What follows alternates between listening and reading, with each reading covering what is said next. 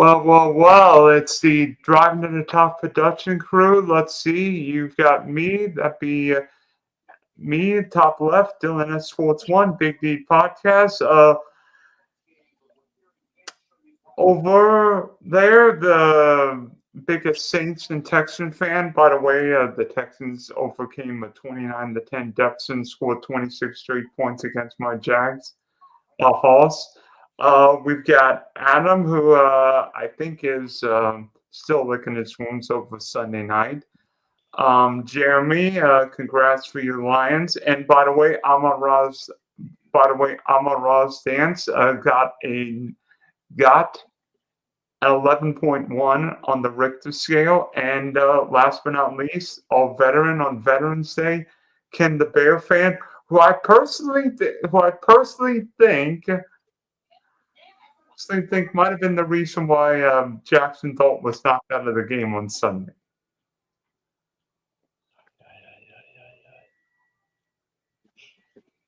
So power went out of my house, guys. That's why I'm on a different camera tonight. Just to let everyone know why I look ridiculous. I mean, I always do. But Adam, you need that Elon Musk internet at your house. I don't know what happened. Whenever power goes out, this computer doesn't fire right up. But anyway, I'm live with us tonight, so yeah, that's my story until this thing fires up.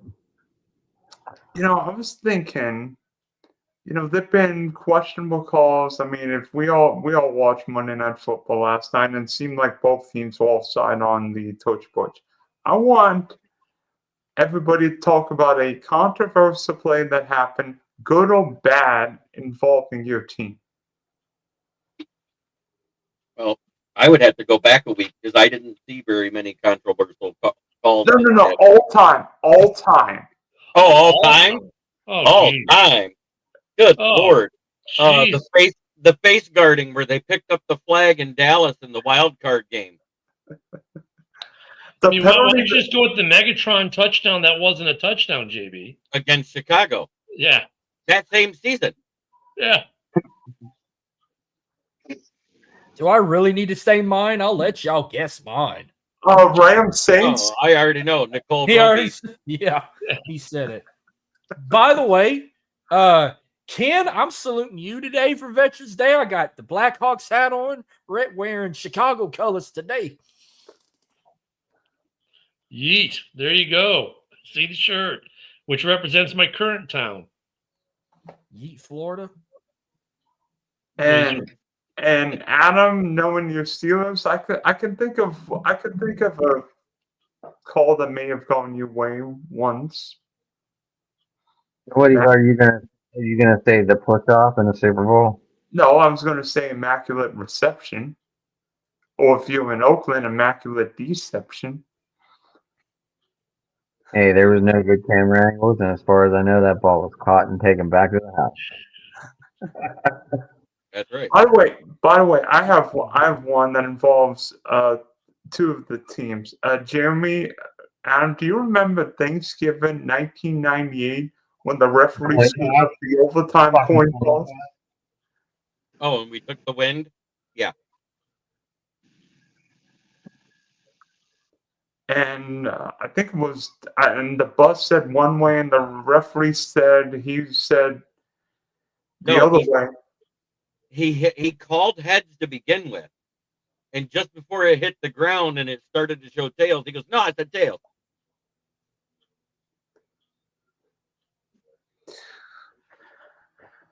Yeah, that was a weird one. Well, at least both teams get the ball in overtime now. I've got one. 2001, Jaguars-Browns, the famous Bottlegate play. When Cleveland got a first down, then Tim Couch spiked the ball, and then all of a sudden, the referee, Terry McCauley, went back, reviewed it, and called an incomplete pass, and the dog pound threw bottles onto the field. It was one of the ugliest scenes. It looked like something you see in Europe or WWE. I'll give you one of the most I remember that game. in Lions history. And it's 2 GMs back to back, practically. First was Matt Millen in 2000. Second was Bob Quinn in 2016.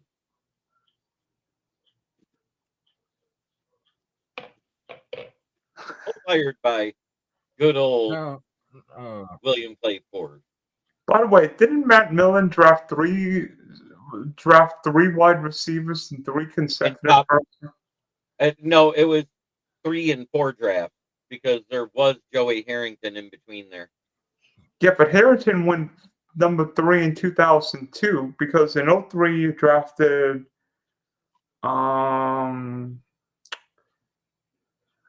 who did you draft in 2003? I think that was Charles Rogers. Then 2004 was Roy Williams out of Texas. And 2005 was Mike Williams when you could have drafted Marcus Wade. Oops. Hey, there was a lot of oops by Matt Millen. I call it the death gate of despair for a reason. Yeah, and that year my team drafted Matt Jones, who didn't exactly have a great career. He ended up getting involved with drugs and alcohol, and didn't go so well. Hey, Tyler Shaw accidentally looks 10 times better than Spencer Rattler. Let me talk to you.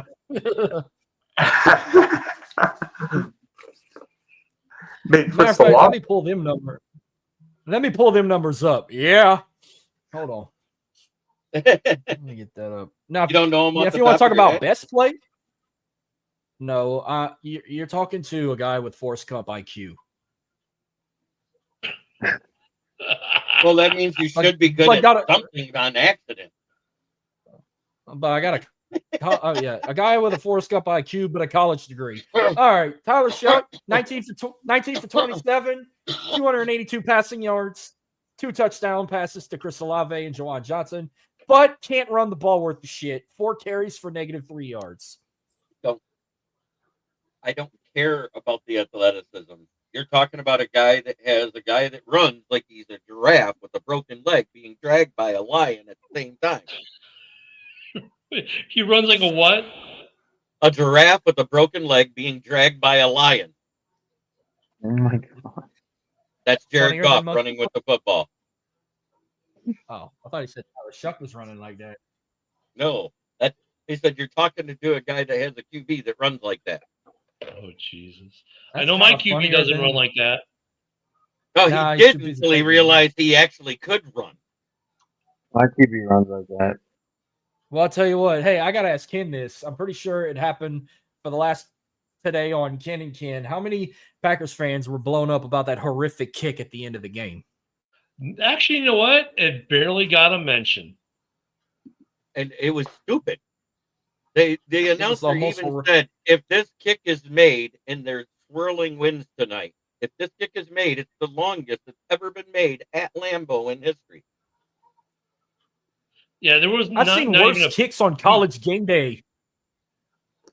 That was probably worse than the kicks I saw on College Game Day. But the Packers think about it, they go from first to third like that. That's the parity of this league and this division. And from 3rd seed to 7th seed in the playoffs. Yeah. I must say, watching that game last night, I'm like, that was the ugly. I thought for a while we had a chance of maybe seeing the first Monday night shutout. Maybe remind me of that Monday night football game between Pittsburgh and Miami. No, I tell you what, you watched those 2 teams last night, and you're like going, I've got either of them or both of them on my schedule. I'm not so worried. Here's the most. I'll tell you what I saw. You know what I saw? I saw a replay of Thursday night football, the Denver Broncos versus the Raiders. That was a better game. Same score, 10-7. Game.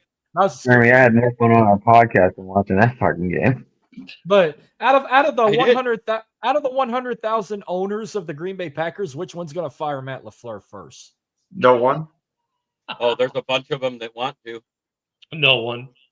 We did talk about that this morning, though. It's like, look, they might not win this week against the Giants. The Giants are kind of like look at their front seven is damn good. They took a top 5 offensive line and held them to task last week in Chicago. That's why that game was what it was. Offensively, yeah, I mean, without depending on who their quarterback is, will depend on how New York does. But defensively, and with that beat up offensive line that Green Bay has, like, dude, Green Bay could lose next week. And they're like, well, if Green Bay loses next week, we're definitely firing LaFleur. I'm like, dude, he's done nothing but win in Green Bay for you. Like, I hope Green Bay fans are stupid enough to call for LaFleur to be fired if they lose next week in New York or if they don't make the playoff. Like, please, because good coaches are hard to find. And he's actually a good coach. I'll tell you who's going to lose Monday. I'm calling it now. I think the Raiders beat the Cowboys next Monday. Since they almost beat Denver, I think they'll beat Dallas. No. Vegas is no. Denver almost lost that game. That's how bad the Raiders played. Bo Nix pooped his pants. Yeah. Hey, Charles. He's in a row. Well, I was just saying, it's nice that I got a Charles Harris signed mini helmet, right? By the way, speaking of the Giants, Brian Dable was fired earlier this morning. To me, Hallelujah. Hallelujah. I was dumbfounded with the move, thinking I thought Jackson Dart showed a lot of problems. Does he run too much? Sure. Does he get hurt too much? 4 concussions in 6 games. Why did a guy play football 20 years ago? Why didn't the GM get fired with him? That's the better question.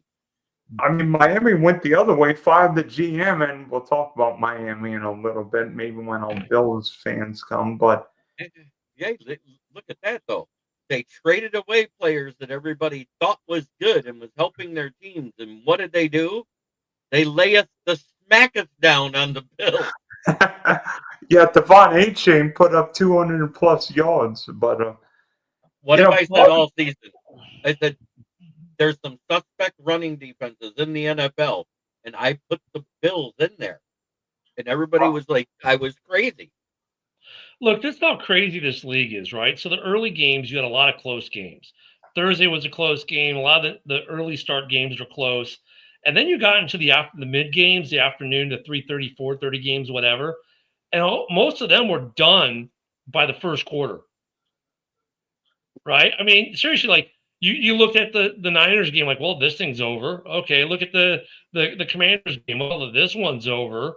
I mean, it's like there was nothing to watch in the second set of games. They're like all over. It's like there's not even one that's close. It's worth watching. The third game was over too, and in about 20 minutes. Yeah. Like, if any football sucks tonight. If any GM gets fired today, I'm pretty sure he already did get fired. Would probably be Nico Harrison.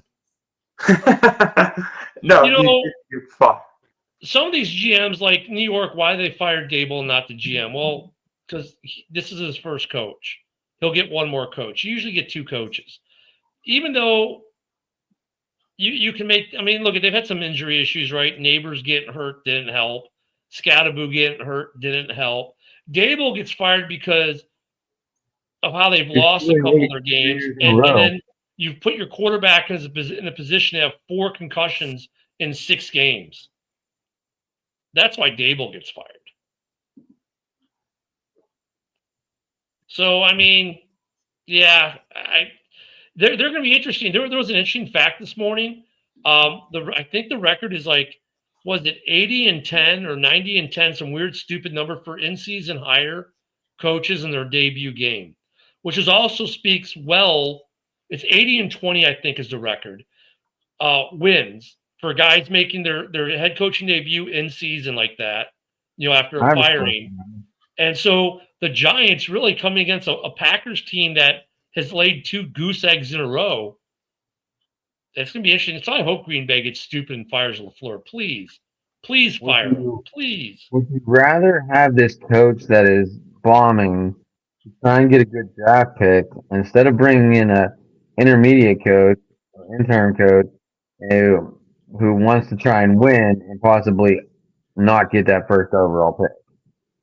Well, the Giants don't need a quarterback, so I think the Giants should try and win football games and have Jackson Dart develop. I mean, New York's not going to get the 101. No, I agree that no. You keep Dable, let him keep losing games, and then you can trade out of that early pick and pick up like 3 or 4 offensive linemen, or you can get stuck with a mid pick and get 1 offensive lineman. But if you get like a top 10 pick, right? Because Dable keeps losing you games. Now you get a top 10 pick, you're going to get a stud tackle or guard probably. Or you could trade that pick out for someone trying to get up for a quarterback or something and maybe parlay that into 2 offensive linemen this year and 2 offensive linemen next year, because that's where their problem is. They have no offensive line. So, winning games, great. Make your draft pick worse. You already know you're not going to be in the playoffs. I mean, it's one of those things a team will never tank, but at the same time, don't do yourself any favors by giving yourself a new coach who's going to try to win games to win a job. If not with you, then with someone else. Keep the guy you're going to fire him at the end of the season. If he does a shitty job, great. His parting gift to you is a really good draft pick. Yeah, and also Brian Dable's done really good. Brian Dable has helped Jackson Dole develop. Now Jackson Dole seemingly is hurt every week, but maybe he could get some of the running stuff. Maybe getting Malik Neighbors back helps. But the Giants have a lot of personnel. I mean, I'd rather be New York's head coach than Tennessee, because Tennessee, oh boy. Oh gosh, that stinks. By the way, Adam, you know what else stinks? What the heck were you Steelers doing in Los Angeles the other night? Typical Tomlin game. I mean, Aaron Rodgers looked like he was about 92. So just like Joe Flacco came in for the Browns in what week, like 16 or 14, and looked great. And then by the first round of the playoffs against the Texans, his arm looked flattened and couldn't throw a good ball. That's what we're watching with Aaron Rodgers. Right? Rav, are you good now, buddy? Can you guys hear me? Yes, I Yeah, can. I hear you. Yeah. Sorry about that, gentlemen. Connectivity issues, so we had to switch to the phone here. And, That's what I get had to squared do. away. So yeah, I'm on the Yeah, phone. I don't know what's.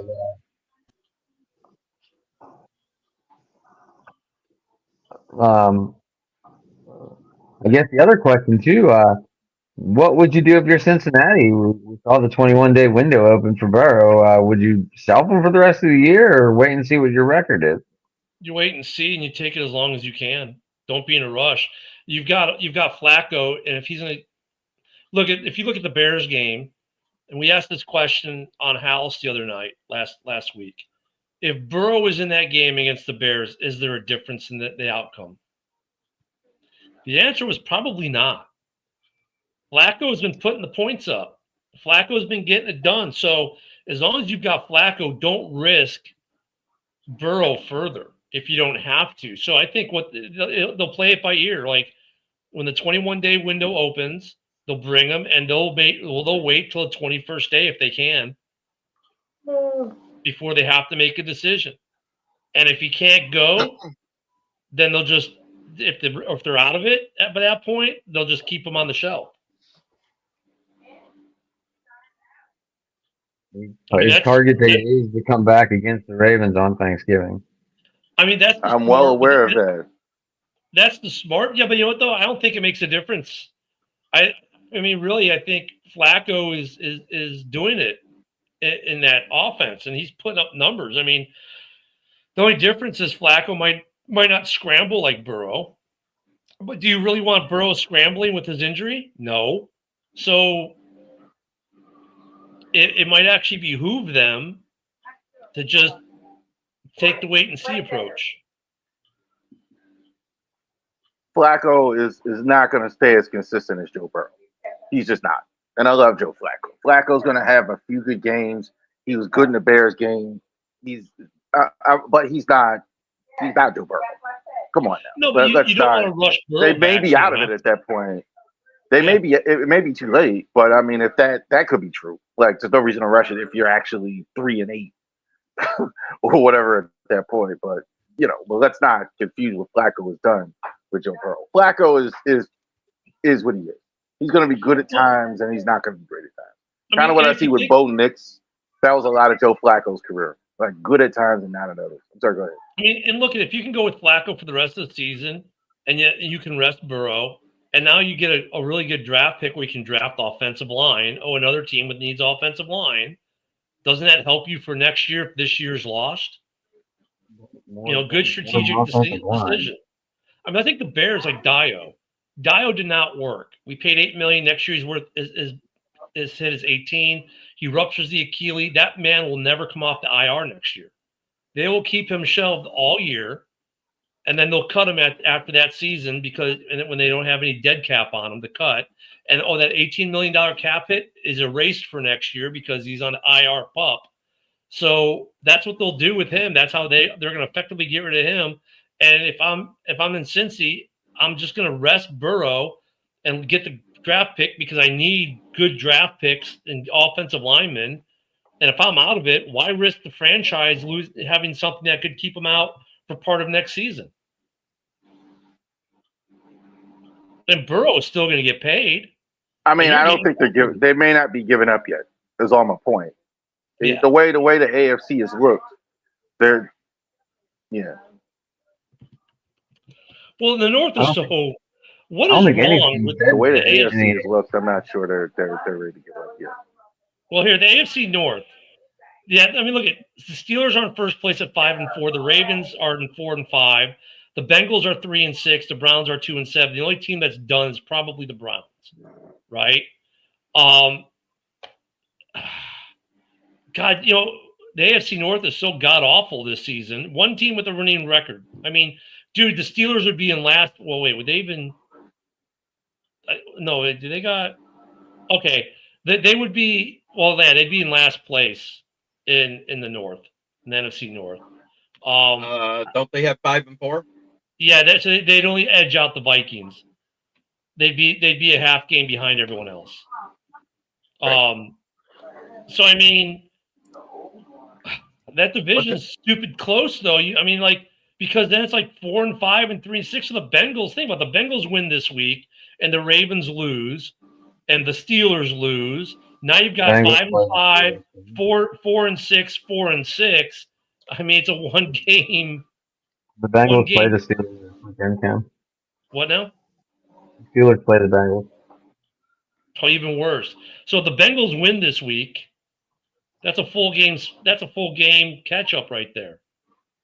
So that would put the Bengals at that'd still be the Bengals be at 4-6, the Steelers would be at 5-5, and let's say the Ravens. If the Ravens win, then they're at 5-5.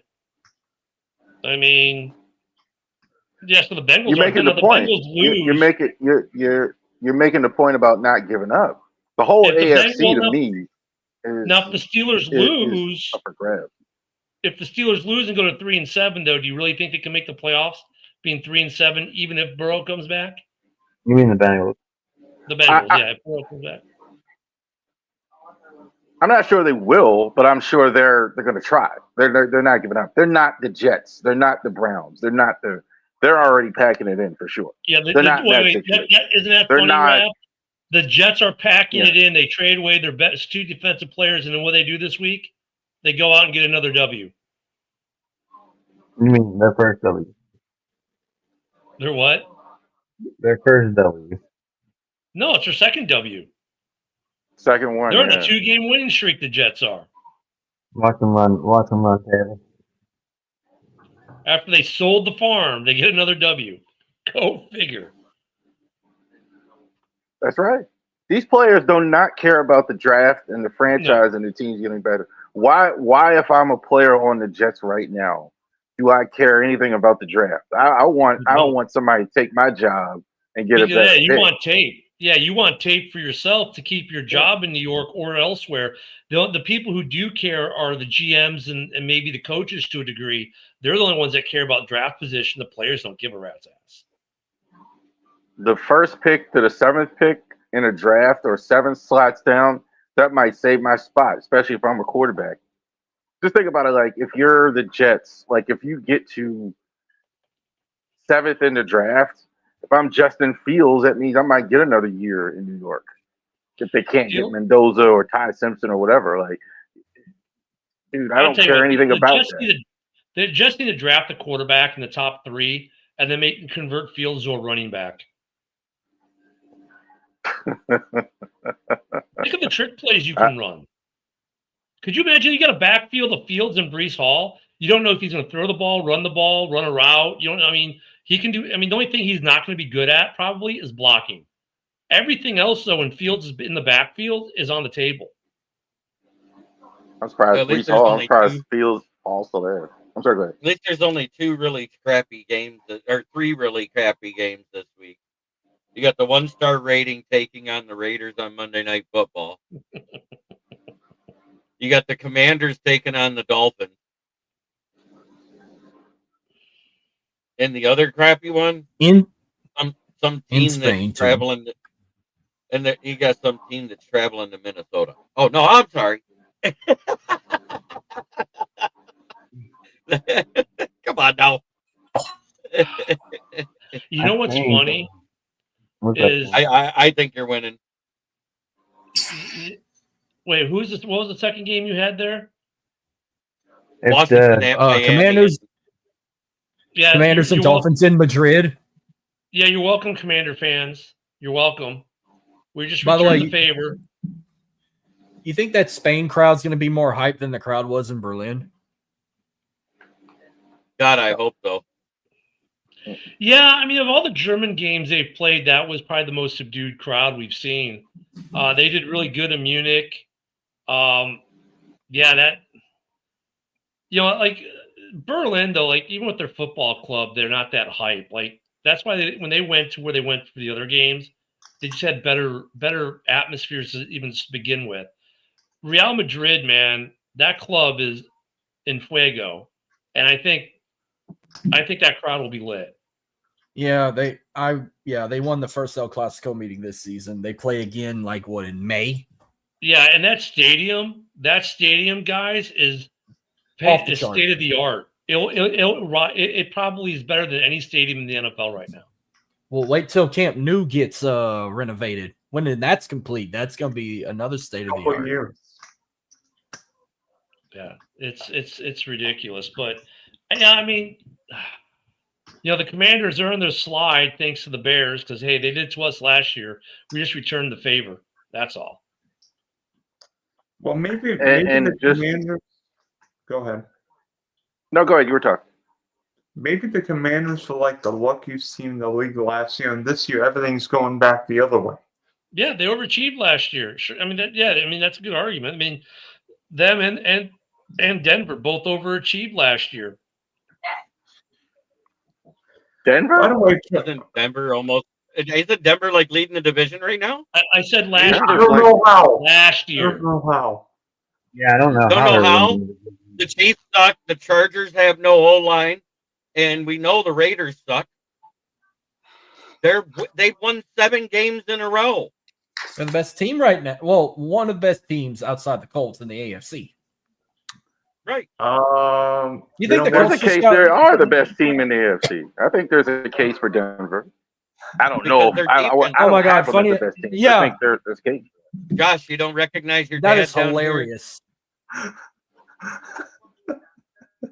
Josh, have you been drinking too much Mr. Pibb tonight?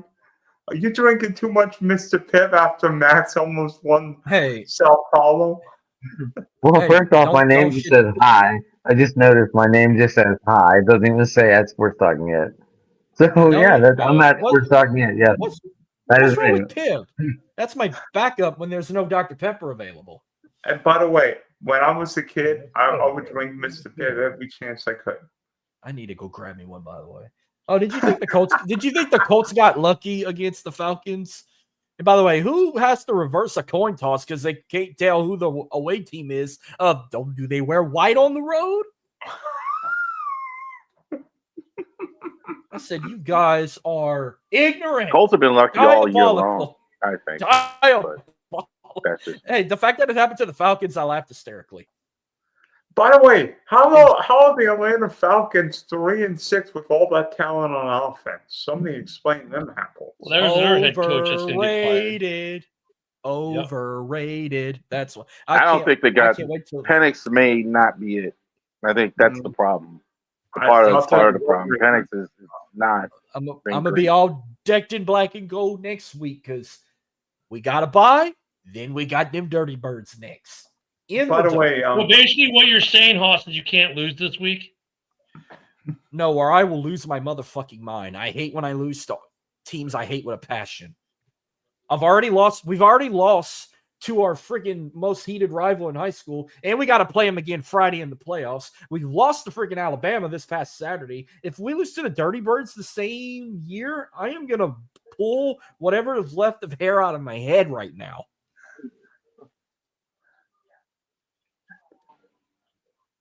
Not that much. Got to get Brian Kelly to coach the game there. Hell no, he's already got his own. Yeah, the school's already in a lawsuit with him right now.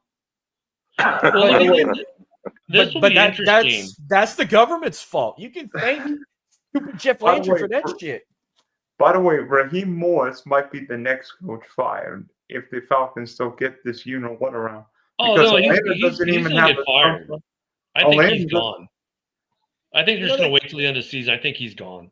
You know, they gave Nick Saban a 20-1 chance of being the next head coach when I've been preaching he's not going to come back to coaching as long as NIL is involved. That wouldn't stop me from calling him. Lane Kiffin's not far behind. I know, but I don't. He ain't going to bring the same mojo he had at Alabama. By the way. Might as well get Lane Kiffin. By the way, the Tulane coach, this is just me, Hollis, will become the LSU head coach. I mean, I wouldn't mind John Summerall, but after what happened to UTSA, I said, I don't want him no more. But they win it again. They beat Memphis Friday night. Hey, Matt LaFleur might be available. Shit. That's what they said about that coach for the Bills. Yeah, I saw that too. Who say fired? It's like, really, guys? Come on. Joe Brady. Hey, my computer just turned on. I'll be right back, Dan.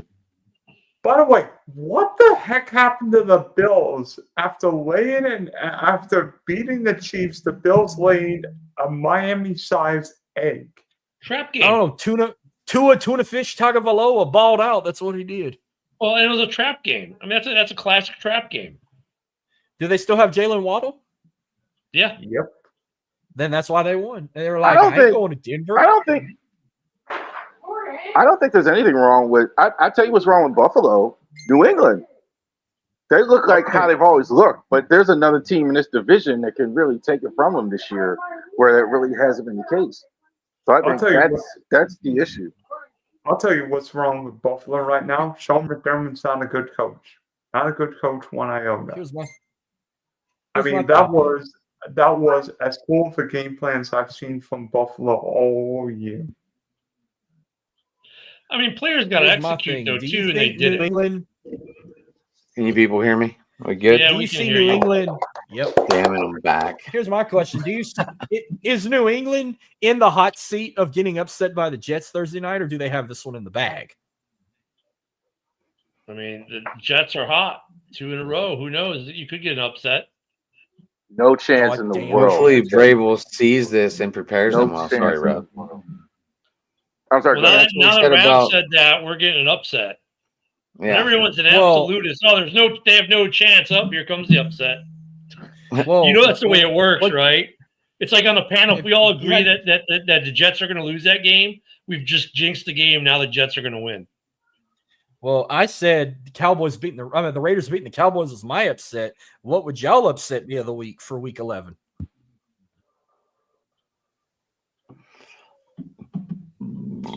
Let's start with Rich first. I say Rich goes first on that one. Oh, you're on mute, man. What up, Rich? Hang on. What's up, guys? There you go. You guys getting me okay? Hey, Rich, yeah. So is it? I looked at the betting odds for when I wrote my preview for this game coming up for the Lions. The Eagles are a 1.5 point favorite at home. and the over-under is 48.5 points. That's not much of an upset if the Lions win, is it? No. I'm telling you right now, I think I hate to say it, Jeremy, but your Lions are in trouble Sunday night. I think Philly's gonna kick the crap out of you guys. Guess where they have problems with the run? It isn't up the middle, it's on the outside. Guess what Jahmyr Gibbs feasts upon? On the outside. And since Campbell brought Jamison Williams back into the fold, their wide receivers have been getting burnt deep. Go look it up. I'm not joking. Quinyon Mitchell has now given up more yards this season than Terrion Arnold, who after 3 games this season led the league.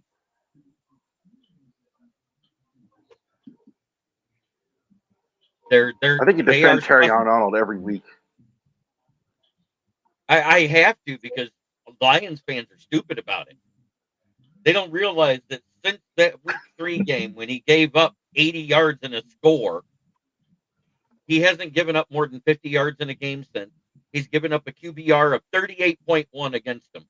And he hasn't had 1 penalty for 4 straight weeks. That's a sign of a developing player in his second year, is it not? Yeah. I am not against Terrion Arnold. I think Terrion Arnold, I'm right in there with you. I think he's really good. I'm just surprised all the heat he gets. Why you have to defend it every week.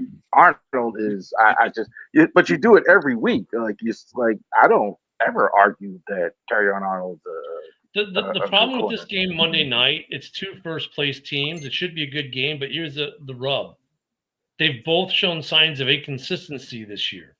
It's a Sunday night I think it's going to be a really good game. I think it can go either way. I'm not going to say the Lions, got right this week and they're going to blow out the Eagles. I'm not going to say the Eagles are going to get right and blow. I mean, it's going to be a 1-score game.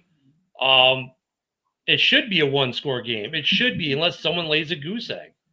And unfortunately, both teams have shown the ability to do such that this year. So I'm not, this is going to be a good game.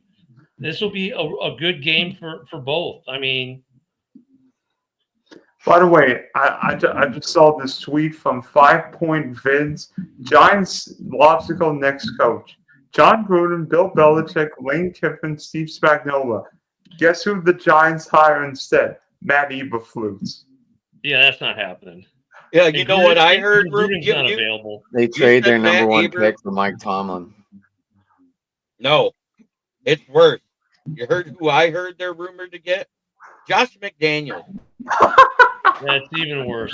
That ship has sailed too many times. Yeah, I know. He's the epitome of great coordinator, shitty head coach. Look, if you hear John Gruden, just immediately delete John Gruden from any article you read, because his court case with the NFL, well, they're not even having a court date yet, because the NFL, after the Supreme Court of Nevada ruled that he doesn't have to go to arbitration, he can have a trial. Now they're filing more motions to get the case thrown out. They're not getting a court date anytime soon. So Gruden, this might last another year or 2. I don't think Gruden already said he's not going to coach until it's solved. So Gruden's not going to be this next coaching cycle. Let me give you another name that's in court with the NFL right now, and everybody's forgot about it. Is Brian Flores? He's taking arbitration. They're going to go through arbitration with him. I bet his will be done before the season's over, and he'll be in that pool. Like, he's got to be the number 1 candidate for a head coaching job at that point. I think his case will be done. But he's been coaching the whole time. But he won't take a head coaching position. He hasn't even tried to interview for a head coaching position until his case is done. I think that's why he's doing arbitration. He's like, look, I already know someone's going to hire me. Let me just make my point, get a little money maybe if I can, and he'll be done by the end of the NFL season. So he'll be available to become a head coach somewhere else, which will make Minnesota fans mad because they love having him there. But I think he might be the top prospect in the coaching trees for next year. Can I throw a name out there that nobody has been talking about with my boy Jackson Dart sitting over there might be of interest for the Giants? Lane Kiffin? Cliff Kingsbury. Yeah. Oh God. Yes. He's another one that's a better OC than head coach. Go Well, he's look only at had one head He coach. only had one chance. Yeah. No, Only no, had one no, chance. no. It goes way back into college as a head coach. He has Yeah. a tendency all the way back in college to fail after the first half of the season. Whoa.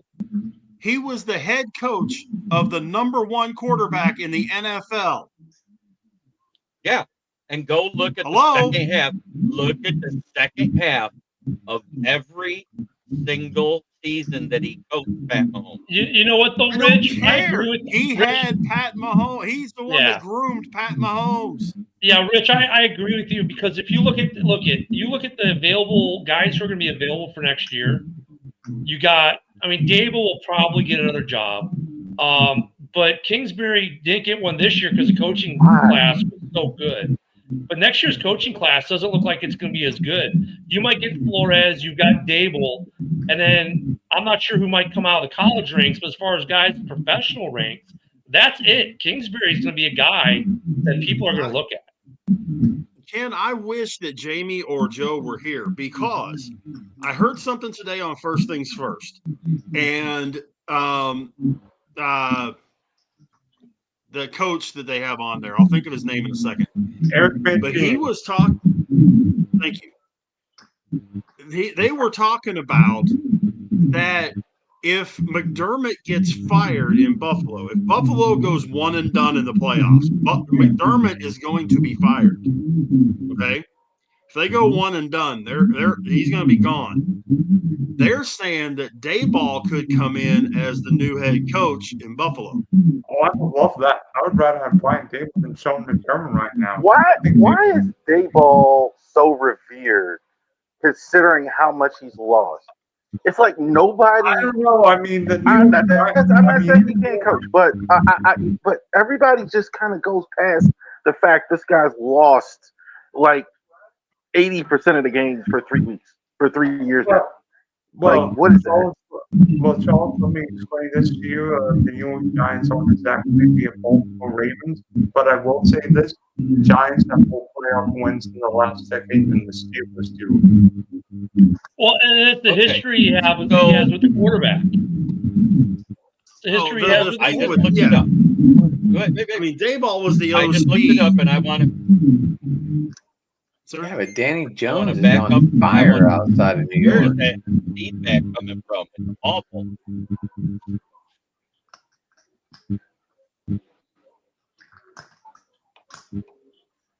There you go, Anyway, JB. I just looked it up, and through the 8 seasons he's been a head coach, 3 with the Cardinals, 5 with Texas Tech. Do you know what his win percentage is after the midway point of the season with all 8 seasons? Less than 40%. Yeah, I don't think that matters as much. I don't think they care because they're going to look at what he's done as an OC in Washington with Jaden Daniels, and now that builds the resume for more. I mean, I get what you're saying, also, JB, but look what he did with Jaden Daniels last year and this year, minus the injury time. He made Washington a competitive team because that's his offense. And look at what he's going to Rob, have is with that the your Giants. TV? Where he's going to have a quarterback in Jackson Dart, running back in Scatabo. Malik Neighbors will be back. Yeah. Plus, you've got the supplemental receivers on that team. You've also got Johnson, who is turning into a phenomenal tight end. You've got a top grade left tackle to protect the back end of that quarterback, and a pretty decent offensive line that you can continue to make better through the draft, through free agency, through experience. He would need if you're That's a the Giants best offense fan, he's going to have worked with. Well, but if you're a Giants fan, like that's a great offensive-minded coach. Maybe if you can make the argument because of what he's done as the OC in Washington. But like when the Bears went and hired Ben Johnson, I kept saying I'm not totally against it because Ben Johnson's Ben Johnson, but he better have a good freaking OC. And they went out and got Dennis Allen. So if you're going to go out and get Kingsbury in New York, you better get a good freaking DC. Better have a good DC. Yep. You're right. That's what I'm saying, JB. Like for what he can do offensively, if there's a good DC he can get, then I don't see. I think he's got a more than a fair shot at getting that job. And if you go like, why would they want Dable in Buffalo? Because he's the guy who grew Jesus. And they've He got made foundation Jesus. pieces on. They've got foundation pieces on that defense, and Abdul Carter, Thibodeau, Brian Burns. They've got guys on that defense that they can build around. You put a good coach in there. You put a good coaching staff in there. A little more experience for Dart, for Scatabo, and even Tracy's not bad as a secondary back, not the primary, secondary. That Giants team could be pretty darn good in a year or two. You guys are even making my point. That the Giants, they got players now. I mean, some of them are hurt, but they got. I don't understand like all this day ball love he gets when he never wins. Because he hasn't been good except for his first year. But it's because of his history with Josh Allen. That's why. He's gonna be, if he came in as head coach, Josh Allen. And look, it's not to say that Dable's offense wasn't good. It worked when he had players. Well, it'll work in Buffalo because of who he's got at quarterback, and that quarterback's already familiar with him, comfortable with him. There's not going to be much of a change overall offensively for them. There'll be enough of a change, but it won't be a wholesale change. And so there's a comfortability there. And if Josh Allen's like, that's my guy, then yeah, he's going to be the guy. I've got a question for everybody right now. Big game this weekend in the AFC West. Chiefs, Broncos. Denver might be into 7-game winning streak, but Bo Nix is definitely regressed. The Chiefs 5-4, coming off a bye. I hear they have this guy named Mahomes. You might have heard of him. If you could take a nickel and bet it on one team to win the AFC West right now, who would you take? Between those two? Denver. 8-2 Broncos, 7-3 Chargers, or 5-4 Chiefs? Denver. Broncos. I think Kansas City beats the Broncos this week, but the Broncos still win this. I like Denver right now. Denver's really good. I do too. RJ Harvey is coming into his own. And if they can establish that running game along with the passing game with Cortland Sutton, Tony Franklin, and those guys, that's going to make Bo Nix even more effective. That offense, the defense is already really good. If that offense starts clicking, it's going to be tough. How much longer is Surtain out? Probably after the I think bye. 1 week from what I got. I think yeah, he's done. Look at KC off the bye. I'll give KC. They're going to beat.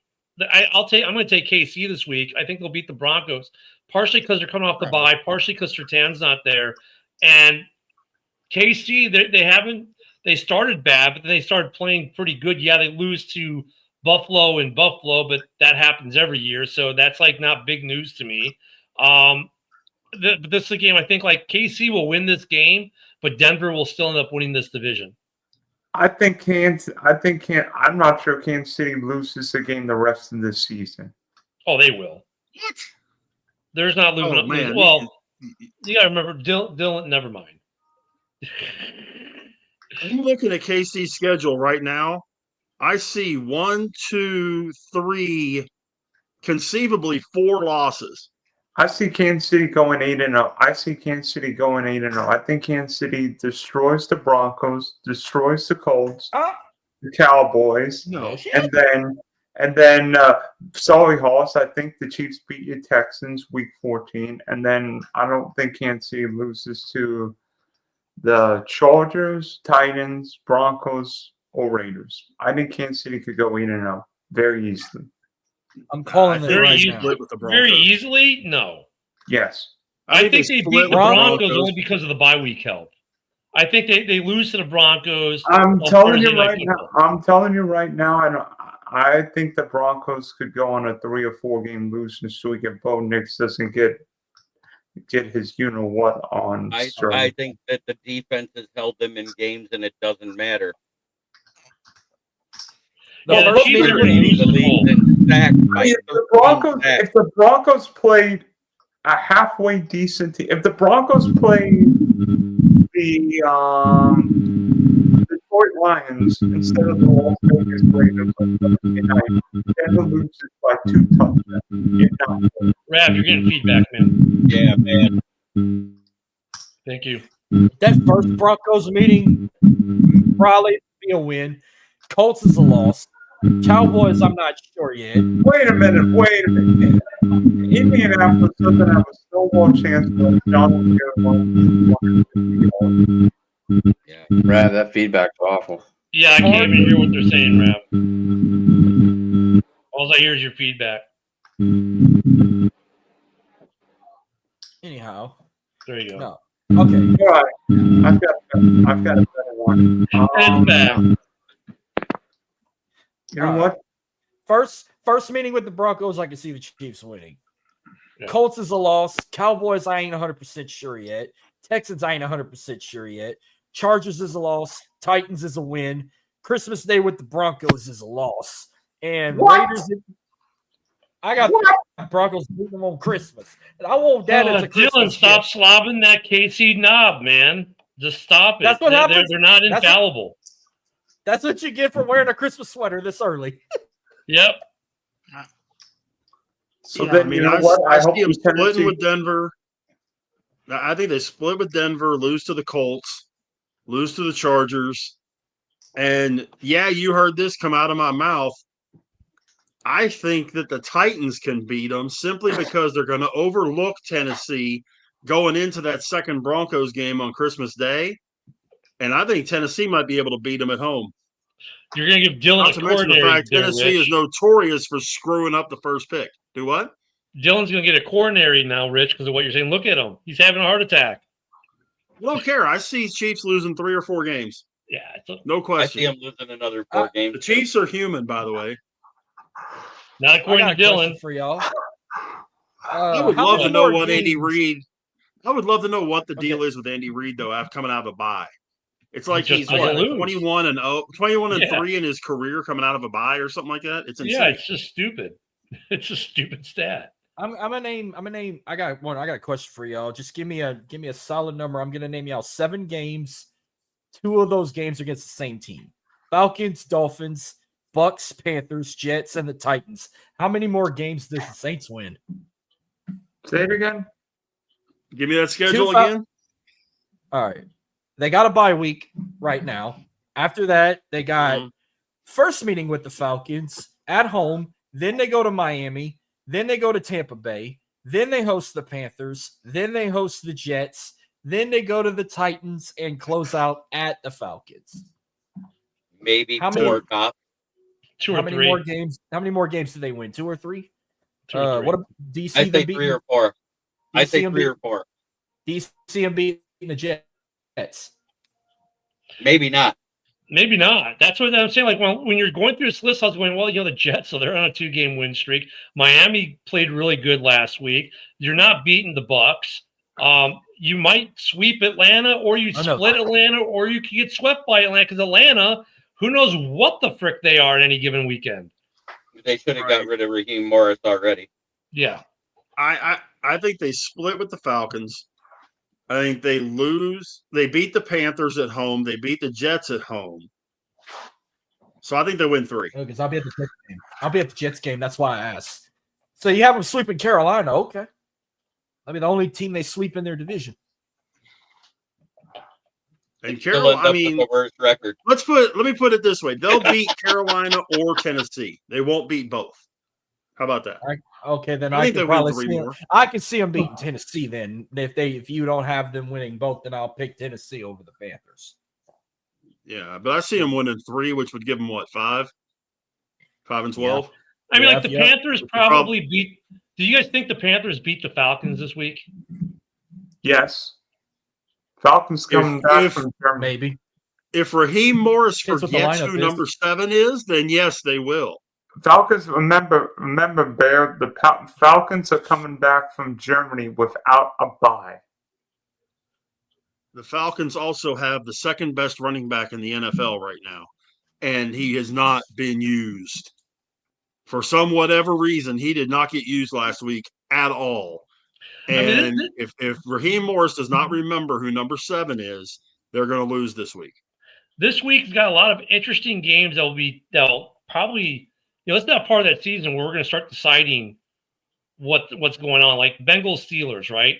If the Steelers win this, you might say the Bengals are done, right? Packers Giants. If the Giants win this weekend, who knows if Matt LaFleur makes the trip home. Chargers Jags is actually an interesting game between the feast and famine Jags and the injury feast and famine Chargers, right? And you got the West to East. You got the West. Yeah, and then you got like the the Bucks and the Bills. Tell me the Bucks and the Bills isn't going to be a good game. The Seahawks and the Rams, that's going to be a good game. The Niners and Cardinals, over first place. that's going to be a good game. The Ravens and Browns will actually probably be a decent game for at least half of it before the Ravens run away. Chiefs Broncos should be a good game. Lions Eagles is going to be a good game. Even the Bears Vikings should be a good game. Well, I didn't know what to put as my game of the week. The Cardinals and the Seahawks or the Lions and the Eagles, but I chose the Lions and the Eagles. But my toilet bowl is the Cowboys and the Raiders. The weather is supposed to be 1,000% trash in Cleveland, so that could make that Baltimore-Cleveland game even more interesting because if you throw the weather in there, you never know what's going to happen. So it's interesting you say that, Rich, because this morning, look at in the Bears games, we had a lot of drop balls in that Bears game on Sunday, right? And you look at last night, the fumbles and the drops. And it's like, these are cold weather teams. All those 2 games, all 4 teams are cold weather teams. And people are like, oh, they're cold weather teams. But yeah, dude, this was the first cold weather game they played all year. This is the first time these guys had to handle that football that felt like a rock and was slick, unlike what they've been touching all season.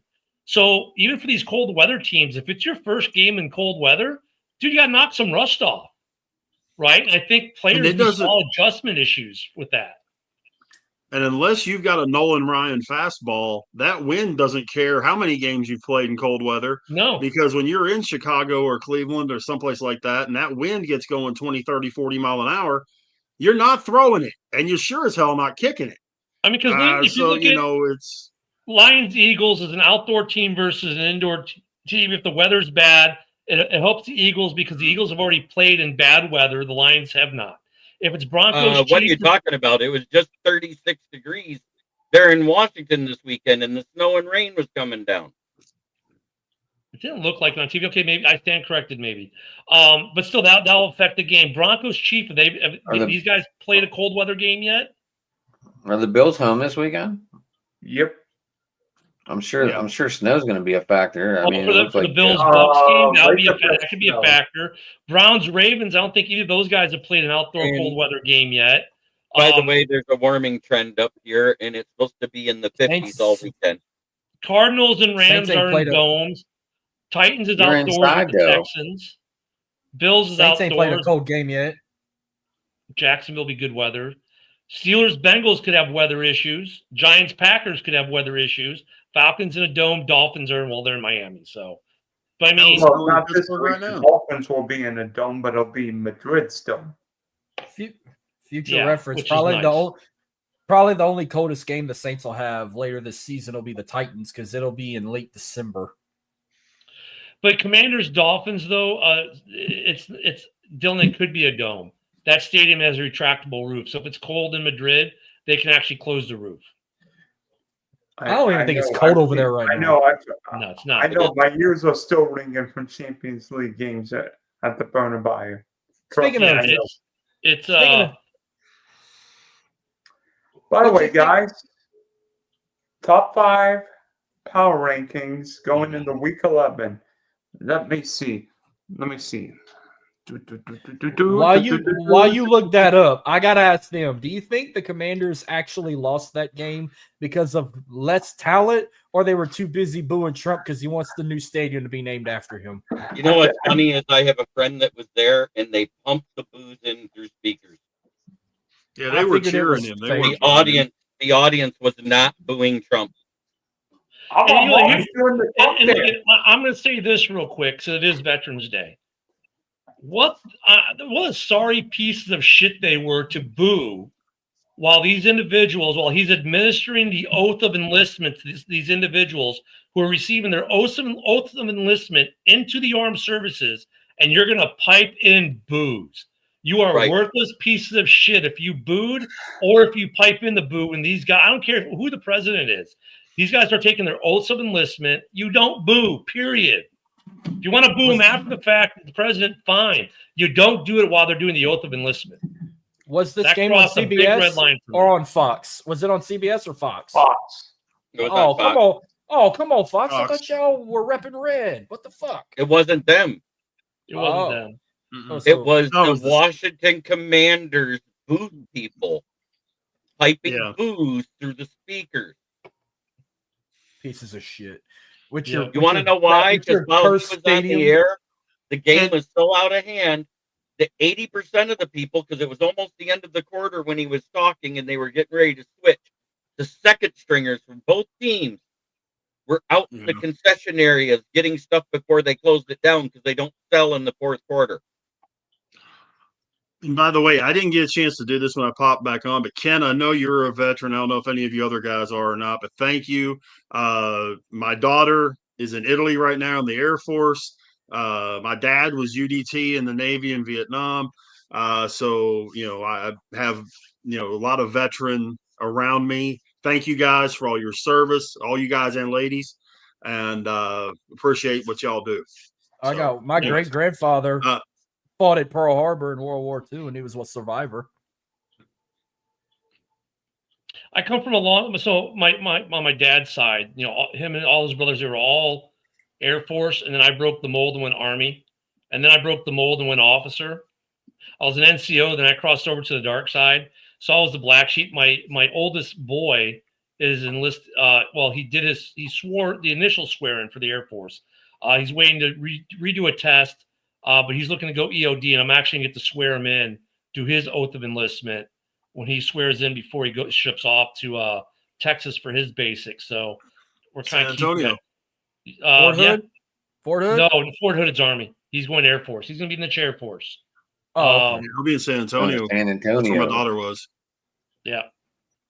So, but yeah. So I mean, for me, it was one of those deals where if you asked me in high school if I was going to join, I'd probably give you double birds.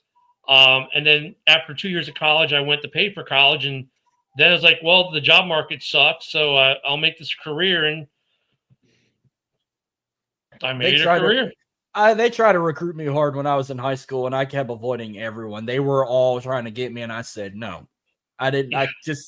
I didn't want to do it. I mean, I know that don't sound American to me, but I just didn't want to be a part of it. I didn't want to do it either when I was in high school, and then I did join the National Guard. I did that for a couple of years, and then I went to active component for 3 years. Came off active component to finish off college, so back into the Guard. Then I decided I want to get commissioned. I get my commission, and I decide, and this is like the job market was just terrible. And I said, well, geez, when I go to officer basic, let me find a full-time gig. And this is when OIF pops off.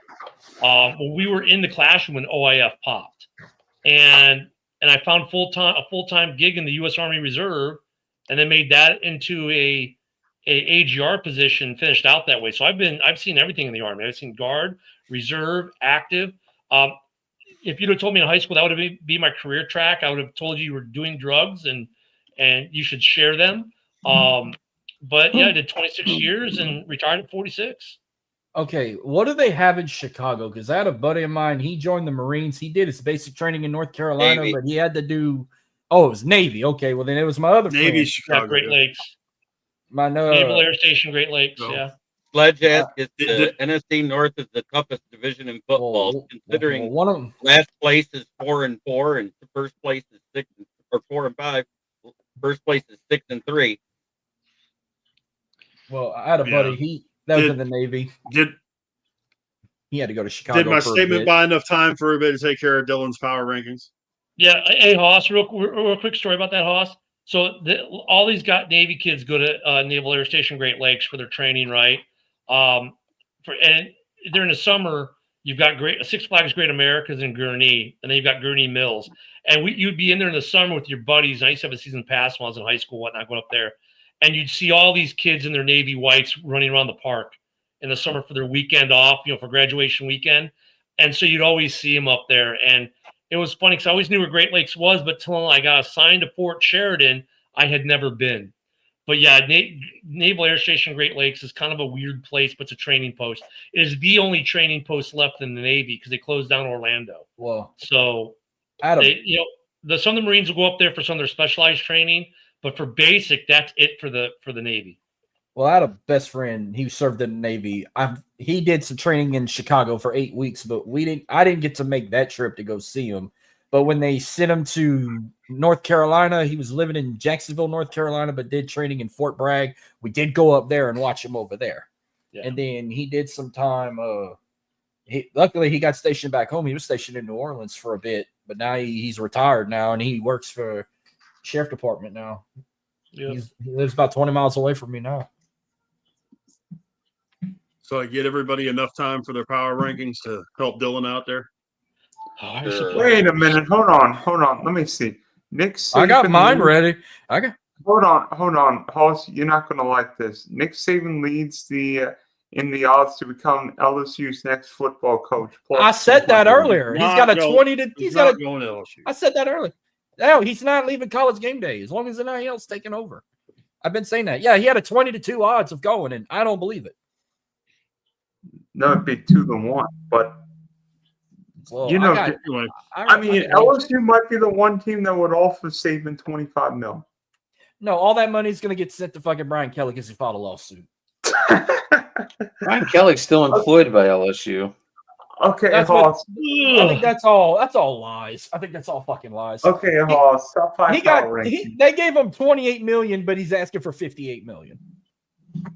All right, I'll go first. After what I saw from after last night. So number 5, I'll put the Chargers at 5, 4 the Seahawks, 3 the Patriots, 2 the Broncos, 1 the Colts. You left out Seattle? No, I said Seattle 4. I said Chargers 5, Seahawks 4, Patriots 3, Broncos 2, Colts 1. Adam. Sorry. It's okay. But that was the only NFC team I had because that's the best NFC team right now. No, it's not. I'm sorry, the Lions are up there somewhere. No? Rams. Oh, fuck the Rams, man. No. I was pissed about that game. Who you got next, Dylan? He said Adam. Oh, Adam. Oh, shit. I hate this part of the game. Is that a Pitt jersey? Pitt jersey? Yeah, right there. Yeah. College Game Day is going to be at College Game Day. Desmond Reed. Yeah, Game Day at Pitt. It's going to be on a high level of cocaine. Her name. Yeah, Pat McAfee might be drunk when he wakes up. He's drunk when he wakes up. He's just all you got to do is crawl out of bed and go to work.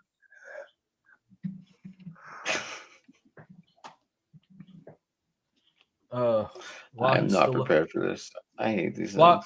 Okay, I got Rich, go. Huh? Okay, Rich, go. Oh, you want me to go? Yes. All right, Chargers 5, Rams 4, Patriots 3, Broncos 2, Seattle 1. Why are the Broncos still up there for everyone? I'm just curious. I don't have because of the shit. They look awful. It's only been 2 guys. One bad game. Is 2 bad games in a row. Look at that. Only 2 people have them in there right now, so we'll see what happens. I don't consider that Cowboys game bad, but yeah, the Raiders game was bad. Defense was trash, but they every team's gonna have one bad game. Did they win? Yeah, they won 10-7. Doesn't matter. You don't get style points in the NFL. A W is a W. Adam, tell me when you're ready. Otherwise, I'm going to the Bear fan. All right, I'm gonna go at number 1, the Indianapolis Colts, with a point differential of 115 points right now this year. At number 2, I'm going with the Seattle Seahawks with a 103-point differential this year. They're at 2. My number 3, I'm going to go with the Patriots, who are just coming together. At 4, I'm going with Philly. Oh wait, let me back that up. 1 at Indy, Yeah. 3 Seattle, 2 Seattle, 3 the Rams, 4 the Pats, and 5. I'm gonna go with the Chargers. Okay, you left the Eagles out. Jeremy. Good. Fair I enough. have no faith in Denver. I got 5 the Eagles. I got 4 the Pats. I got 3 the Seahawks. I got 2 the Colts, and number 1 for me is the Rams right now. I wonder who bailed A.J. Brown out of prison because he played, and I had benched him because I thought he was going to be locked up for a while. Adam.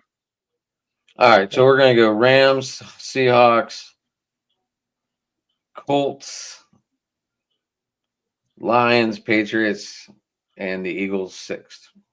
Hey Hoss, you had the wrong Brown. It's Antonio Brown who's in jail. Oh, there goes. See, Yeah. Forrest Gump IQ. No, AJ Brown is in fantasy jail. Yeah. Anybody that drafted AJ Brown in the first round has been beating their heads off the wall all season. Yeah, 'cause why- he- I I have a quick benched him. question. Why did you hear Alexander step away? All I saw was personal issues. I don't think Alexander's himself right now physically. That knee's been hurting him. That knee never healed. Uh, Same one he hurt last year. It's been. Oh, by the way, giving you him want the real list. You want the real list. Here we go. Sure. Number 5. I have an AFC West team at number 5. In New England, has to be the And Cardinals. none of you said it. The Kansas Oh my City God. City Chiefs. the How Chiefs- do they move up on a bye week are you a Hey, Swiftie? wait, did JB I can when tell they you, didn't even play and the other teams won? Well, the Bills pooped their pants in Miami, and you know what? Andy Reid and Mahomes. None of us put the Bills up there. lobbing the knob of KC again. Are you a Swiftie? Hell no, I ain't a Swiftie. I'm starting to think you're a Nick Wright disciple. What's that? I do see a warp 2x4 back in the corner. You are a Swiftie. Hell no, I'm not a Swiftie. I figured he was an Andy Reid. That axe to slay the Jaguar. Wait, well, Nah. let me make this easy. At number 5 in his power rankings, he's got a team who right now, if the season ended, doesn't even make the playoffs. Isn't in the playoffs. Right. Right. Well, if you're not a Swiftie, you're up. And yet right now I have Kansas City win the Super Bowl. Oh, no.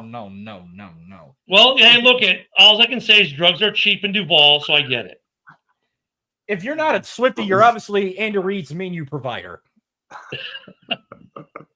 Because that ain't no Waffle House You must menu. own on at the least road. a 10% share in In-N-Out Burger in Casey. Number think 4. That's a Jollibee menu he got, not Waffle House or In-N-Out Burger. That's a Jollibee menu he got. Then the next Number 4 ought 4. to be interesting because Number 4. Even though this team only put up 10 points last night, the Philadelphia Eagles are number 4 on my list. Number 3. I hear this team's got some quarterback named Drake May, Vrabel. Finally, Travian Henderson and Kyle Williams got out of the witness protection program. New England at 3. Number 2. Seattle. Yeah, we've got JSN, Kenneth Walker, Zach Charbonnet, and the fastest defense in the NFL right now. Number 1. and And this MVP is by the candidate widest Sam Darnold margin at of- quarterback. So what? Sam Darnold's better than your quarterback right now. Well, I'm saying, and they have Sam Darnold, who's the MVP candidate at quarterback. And speaking of MVP, number 1, with the MVP in the National Football League, and a team that did not commit a penalty again in a huge divisional game, the Los Angeles Rams. Rams. Fucking hate With them. the MVP of the league, Matthew Stafford.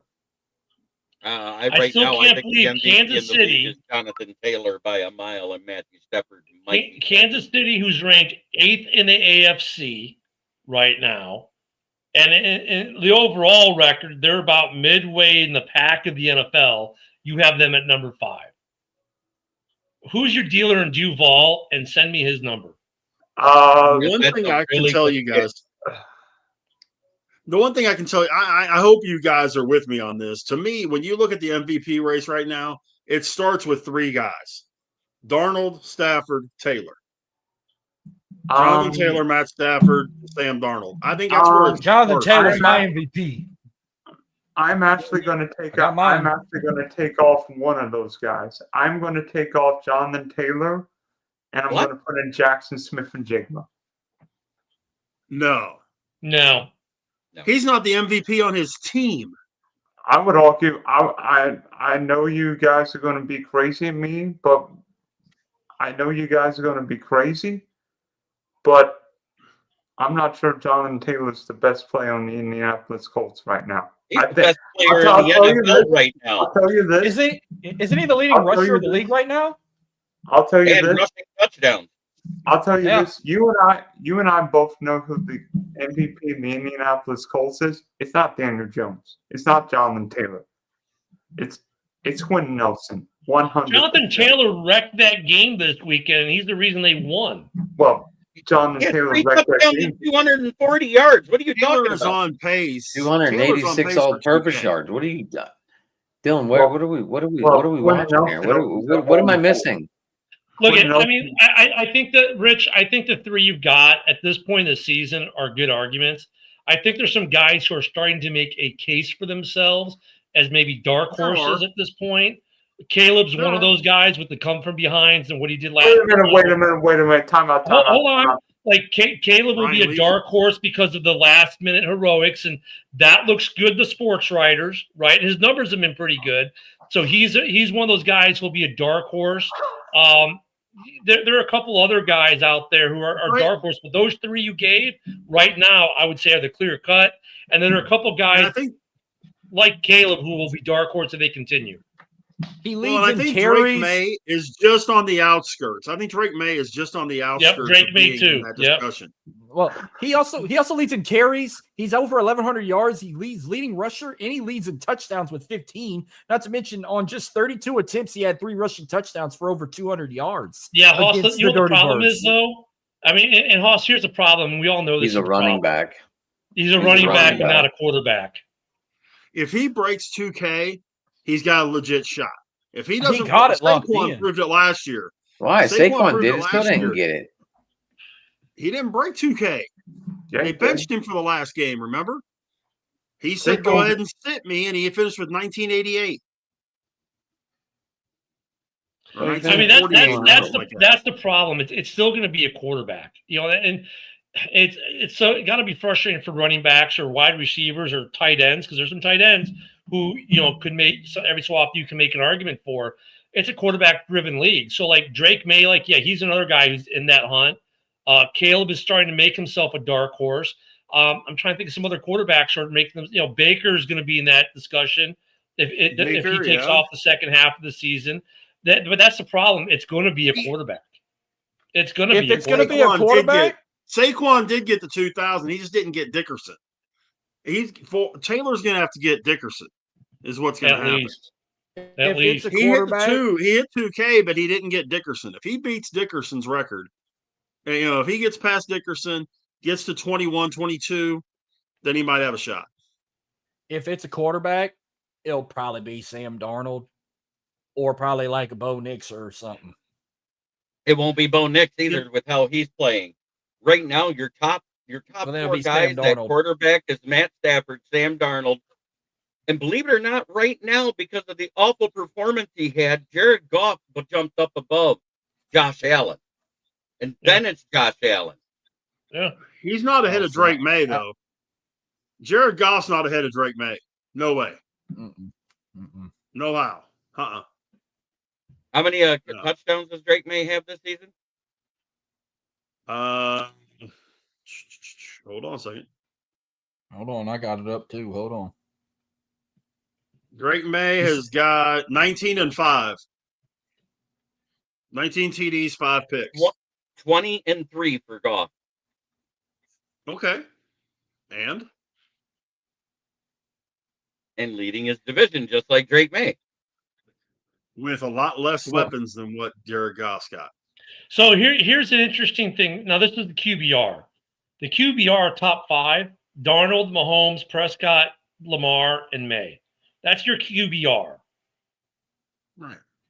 Your leaders in If you went passing off was straight stats, except for interceptions, Dak would be in the discussion for MVP. Yeah, he would. Except for the fact that he's thrown 11, I think he's thrown. 11 or 12, I think he's got.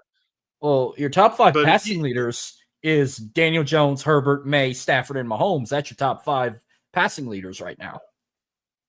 And if don't Herbert even know keeps how- doing what he's how long doing, that's there. Herbert may get in that discussion. So here's why Caleb is going to be in that discussion.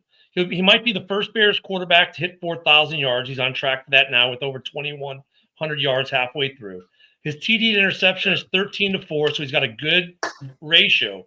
More importantly is what he's doing at the end of games, because realistically, let's be real here.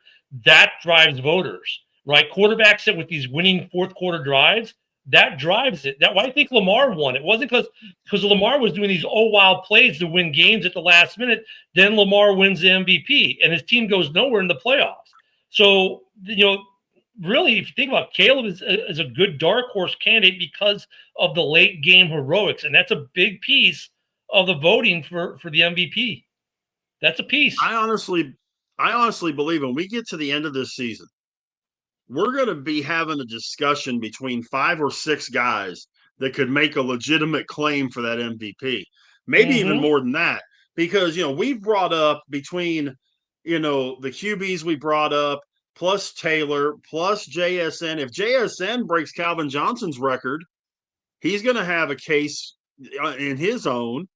And then we've got the quarterbacks. I mean, good God, we went from we've got May. We've got, of course, you can't, we're completely ignoring Josh Allen. You've got, Justin Herbert, Mahomes, we're completely ignoring. Goff, Williams, Baker, Darnold, Stafford. I mean, we might even get up to 10 that are going to be in a discussion. 10. This may be the most legit candidates for the MVP we've had in a long time. The most legit candidates. And we also haven't even discussed one thing that I discussed earlier.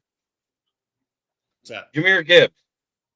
Here he is, under 24 with 41 touchdowns. There's only 4 other guys in NFL history who's done it. Yeah, he's not going to get it. 3 of them are GOAT running backs. Wait. So once again, this award doesn't go to running back. Say it again, Jeremy. Say it again. Okay. Jahmyr Gibbs has 41 touchdowns in his career so far, and he's under the age of 24. He does not turn 24 until March 10th of next year. Right. So he has 41. Above him at number 1 is Barry Sanders at 47. Number 2 is Randy Moss at 44. Tied at 43 is none other than Emmitt Smith and Jim Brown. Those are the only 4 other players that have more than 40 touchdowns in the first 3 years of their career under the age of 24. And he's wait, again, let me finish my What's that got to do with what we're talking about? He's not going to be in the MVP discussion That's not what because I'm of his getting career at. numbers. I was making a point about something else, but you're just ignoring it. So of course. I let you guys talk, and as soon as I talk, either you or whoever jumps in. Fine. Well, no, JB. I mean, I get what you want. Look, I have this problem with him on the morning show sometimes. Like, I get it. Jahmyr Gibbs, great career number, but what's that got to do with him being the MVP this year? Like, Jahmyr Gibbs is not going to be. Once again, it's a quarterback. Jahmyr Gibbs, okay, he's going to break that record. He's not going to be in the MVP consideration. He's not going to win the MVP this year. That's great that he has this number. He's working a Hall of Fame career. I get it. But what does that have to do with the MVP conversation we're having right now? Someone? Anyone? Bueller? No, I understand where you're going, but it would be interesting for the Lions to have 2 Hall of Fame running backs. Oh, I mean, look at Jahmyr Gibbs. He's on track. That's realistically- the rare air he's in. And realistically, if it wasn't for injuries, they could have had 3.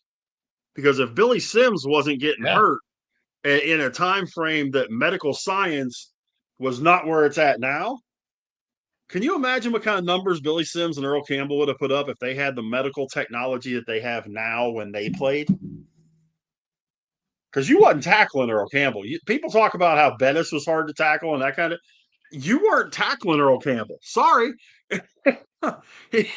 Good luck and God bless you on that one. And by the way, He actually finished runner-up in MVP in '79. How can you say my takes are bad, but entertaining? I mean, a couple of years ago, I said after the 49ers beat the Eagles that Trent Williams should have been the MVP. Yeah. I mean, here's the one thing I can tell you. It's going to be really wide open when the playoffs hit. We don't have a team in this league that you can say hands down, this is the favorite on November 11th, that this is the, hands down favorite to win it all. Nobody can say that. If you try to, it's not going to be legit because there's so many teams that I think have a legit shot to win it all. Yeah. It's going to be fun. It's going to be a lot of fun. I mean, we're still looking at like you can't rule out Kansas City, right? If they get in, you can't rule out anyone who gets in. I mean, look at you cannot look at if the Bears get in, they have a legit shot. If the Lions get in, legit shot. Indianapolis, legit shot. Packers, all of them have legit shots. As wishy-washy as Buffalo's been, they got a shot. I mean, Josh Allen can take over a game. If they can't stop the run, Buffalo's not going to stand a chance at all. Well, and that is why they not having Ed Oliver hurts so much.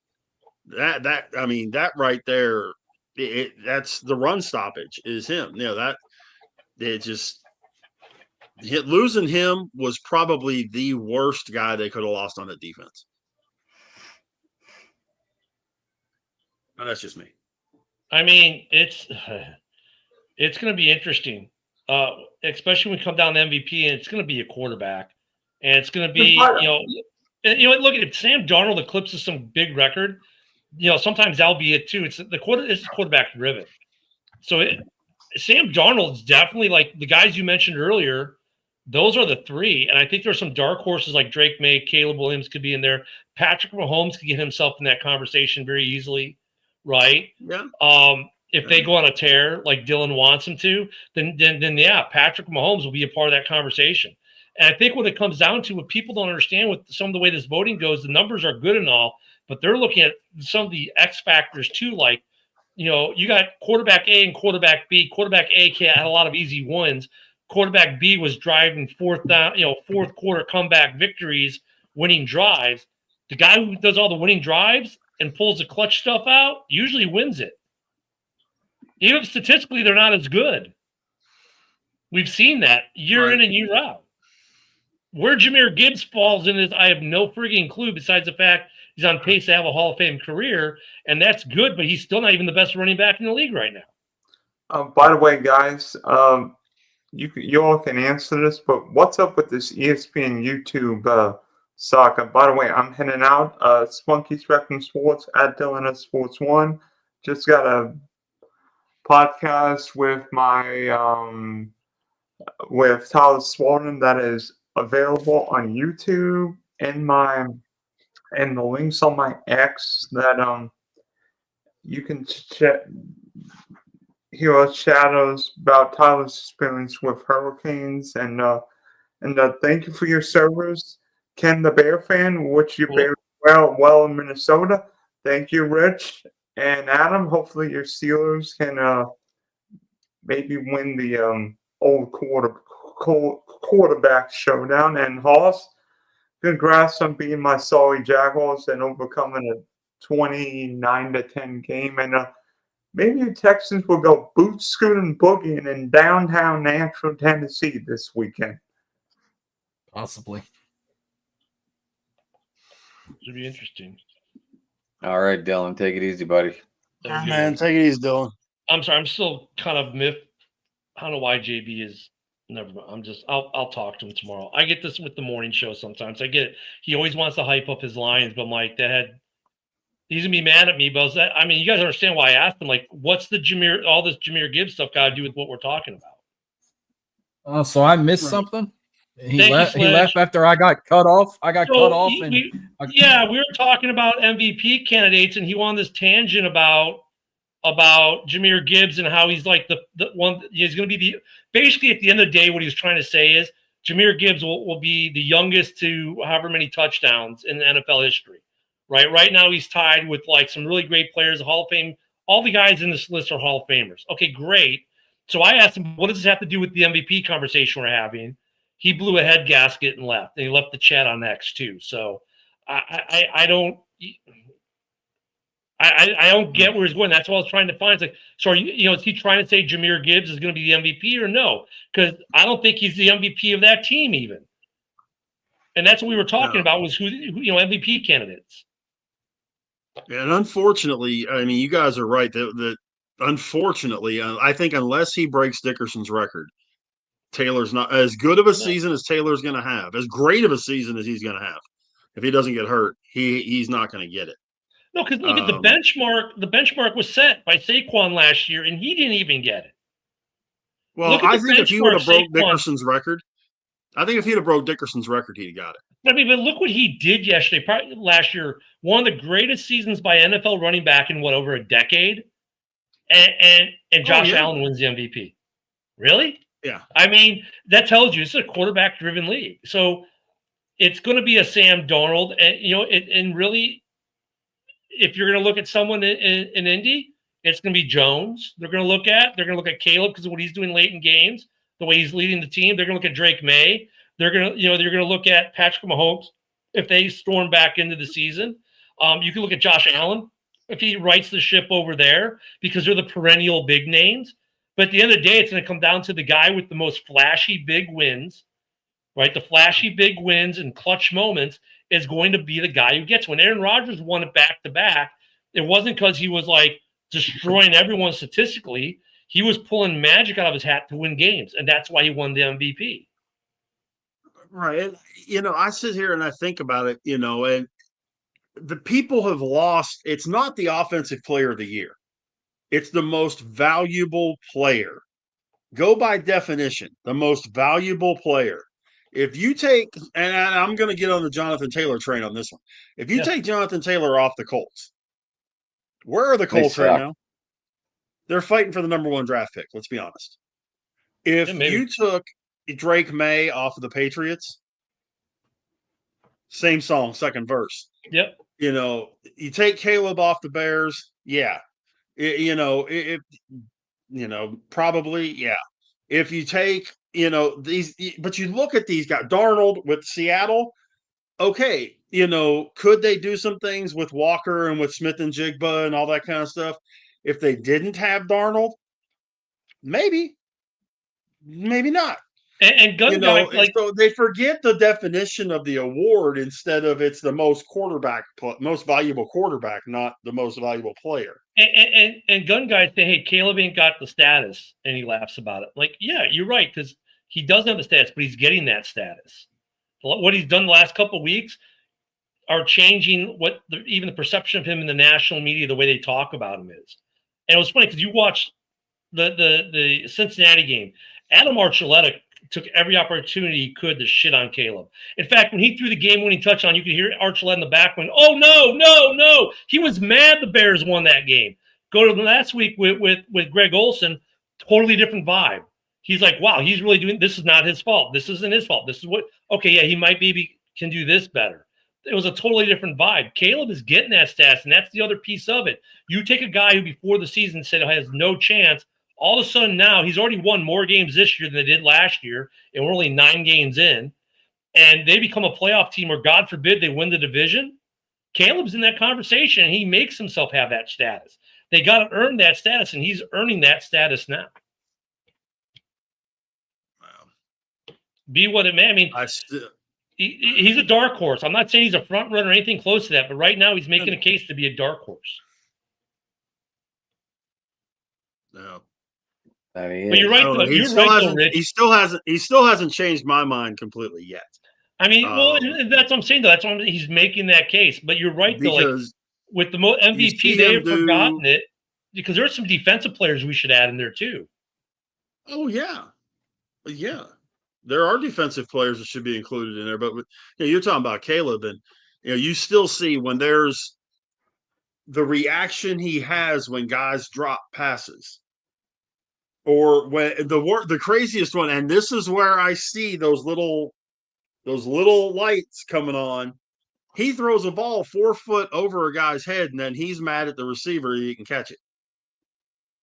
Or you see him starting to go, toward the receiver and that kind of deal. Dude, he could have been on a ladder and he wasn't catching that ball. But you know what, though? He shakes it off and comes back to the next play and whatever. I mean, and some of those, like, you could, like the one game, the Zacchaeus game, the drop he had in the Washington game, if Zacchaeus caught that ball, he'd still be running, right? Because there was no one who was going to stop the guy. I mean, so Caleb, yeah, he shows some frustrations, but then the next play, okay, he moves on to the next play. That's the Ben Johnson coaching, right? Ben Johnson's made a huge impact. And Caleb, Gun Guy saying he's about 7 TDs short right now.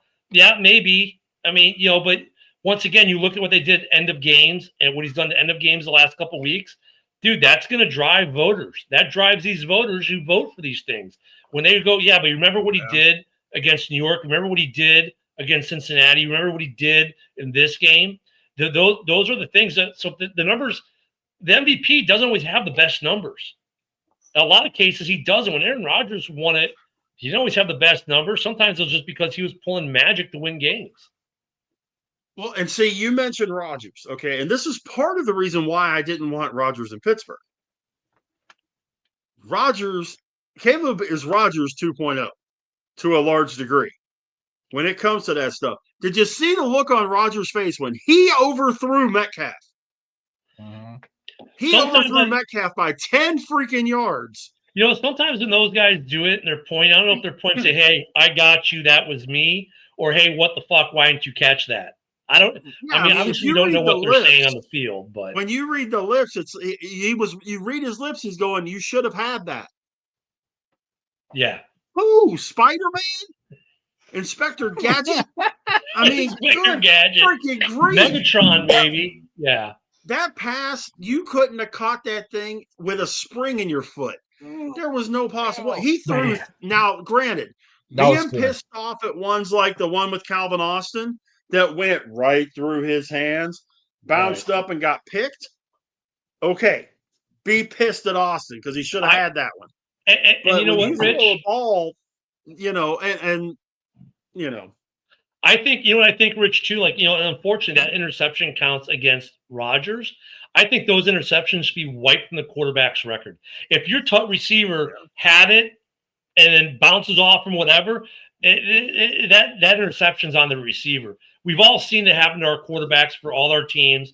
The quarterback puts it where it's supposed to be. The receiver jacks it up and it ends up being an interception, and now it's the quarterback's fault. Like, no, the quarterback was perfect. It was another player who screwed it up on his own team, and now you're penalizing the quarterback for it. I hate that stat. That's what I hate about interceptions.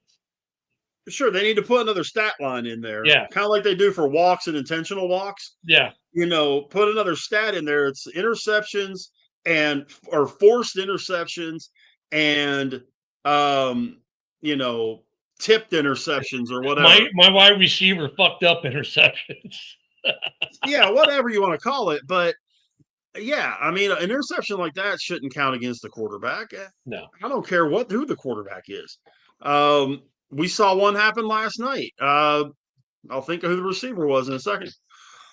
At the end of the game. And hit him right here. Well, even some of the fumbles that get attributed on a handoff between a quarterback and the running back, the quarterback takes his hand off the ball, goes to the running back, and the running back doesn't secure it. The quarterback gets dimed with the fumble. Really? That's the running back's fault.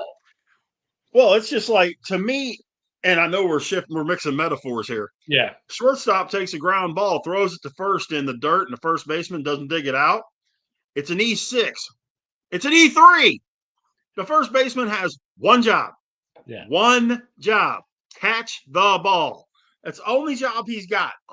You don't catch. I don't care. If it's within your reach, you should catch it, especially if it's in the dirt.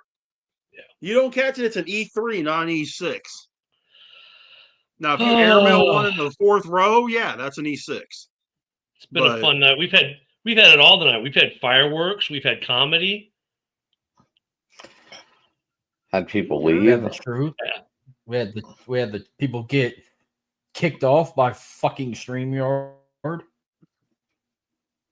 We've had it all. Feedback. I missed that one. We've had the Hoss got booted by. I was the one that got kicked off by StreamYard. Yeah. Fucking dipshit StreamYard. Oh, okay. Rab with his feedback finally gave up. Yeah, I guess we have had it all tonight. Then JB gets mad at me because I asked him what Jameer Gibbs has to do with the conversation we're having. But yeah, he got mad because you cut him off. He gets cut off a lot on this channel, unfortunately. Well, he gets cut off everywhere because he never like here's what'll happen. You ready? There's a break, so then you'll jump in, right, and start talking, and he gets all mad because he didn't jump in. It's like he's waiting for everyone to say, JB, are you going to say something? And like he won't jump in, and then like two people jump in at the same time. He gets frustrated with it because now we're cutting him off, but you both jumped in at the same time. The other guy kept going, so instead of getting frustrated, wait for them to stop and then jump in yourself. Yeah. And like I cut him off only because I wanted to know, like, ask him a question, which is what I was doing, is asking him questions like, what does this have to do with the conversation we're having now? That was all I was asking him. Like, I get you want to pump up your boy, but what's this got to do with the conversation we're having? Right. And then, you know, I mean, he could have barely said, well, it really doesn't have much, but maybe I can make a case for him. I was like, all right, cool. But instead, he went scorched earth and leaves everything because how dare someone question him mid-take? I get questioned mid-take all the time. So, you know, it is what it is. He'll be fine. JB's I was fine. taught a long time ago, somebody gets mad, they'll get glad again. Yeah. We'll go drink some beers later. Even though he's in Minnesota, Michigan, and I'm in Florida, but we'll figure it out. And we're gonna have great games. Figured out. And we got great games as well. Look, here's the other thing with Lions fans, you guys, because you guys don't deal with Lions fans like I do. Dare you say anything bad about the Lions these days? Because if you do, right now, you get the barrage of, oh my God, you don't know what you're talking about. But it's like, dude, like the Lions, they've played good, but every time, even on this show, I've said, they're the best team in football right now. And then they go lay a goose egg. And so coming into their game this weekend, I'm like, you know, when I said, oh, they could lose this game, they're ready to jump all over me. It's like, but they could lose this game. It's not like they haven't played some goose egg games. I mean, come on, you lost that. What was that? They won this week big over Washington, which is not even close to the same team that Chicago faced. Right? This is a team in Washington that's been deteriorating week to week to week to week to week. But the week before that, they lost at home in a game they should have won to Minnesota.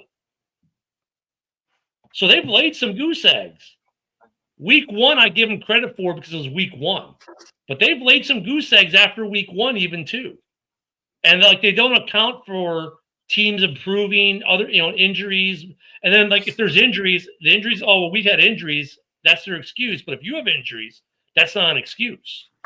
So I deal with the NFC North we're an interesting division. So what's an excuse for me can't be an excuse for you. You know, my team's infallible at all times. And look, I get it. For Lions fans, they had so many years of not winning. Now this is their third year of success in a row. I get it, but they're almost worse than the Packer fans were. But I get that because look how bad the Packer fans treat every other fan base in the North. So I get that. It's a kid who's been bullied for 30 years, finally has their moment in the sun, so they're going to put it back on everyone. But yet here, us Bears fans, we supported the Lions to a large bit, until they started throwing shit at us. Like, well, I'm not going to support you no more. Like, I was cheering for them until they started talking stupid shit about, oh, well, Chicago's never been good. It's like, dude, at least we have a Super Bowl trophy. We've been to a Super Bowl in the last 30 years. Or in this century. Did you guys talk at all about the top 12? The playoff rankings? No. No, we got did them this. right here. I saw. Yeah, we did this morning. Yeah, I got the new rankings that came out this evening. BYU is 12, OU 11, Texas 10, Notre Dame 9, Oregon 8, Ole Miss 7, Guns Up, Texas Tech 6, Georgia 5, Bama 4, A&M 3, Indiana 2, and Ohio State 1.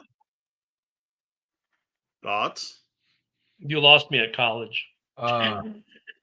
Well, I'm kind of shocked to see South Florida with that 12th spot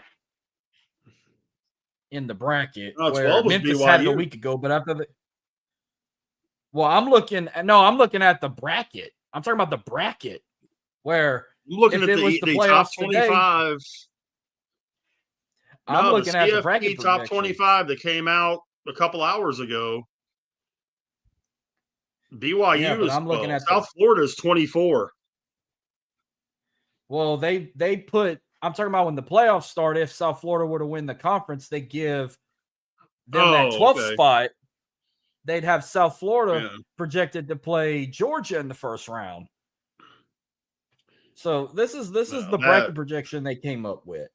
They put South Florida and Georgia in a matchup where the winner play Alabama. Then they have projecting Notre Dame and Oregon. Well, it's the same shit. Winner play Ohio State, which they won an Oregon-Ohio State rematch. Then they had Miami, Texas Tech, where the winner would play A&M. Give me an all-Texas battle if this were to happen. And then the last one, you got Texas and Ole Miss, where the winner would play Indiana. If we got Arch Manning versus Trinidad Chambliss, Ole Miss probably would win that. Yeah, probably. And I'll tell you what, man, anybody that sleeps on Indiana, I've watched them play quite a bit this season. Fernando's They're not my going to play Heisman Ohio pick. State. If it's the Big Ten title game, boy, I'll tell you what. They will, yeah, but I'm saying in the regular season. No, they won't. That Big Ten title game is going to be unreal. I think the SEC title game is going to be unreal. And I think the Big 12 title game is going to be really good with Texas Tech and Brigham Young. Yeah, we get a rematch. I couldn't believe the score. Like, they blew them out of the freaking Lubbock. Like, I thought it was going to be close. They came out. Jamie McGuire was an assistant at Baylor for a bunch of years, and I got to know Jamie pretty well.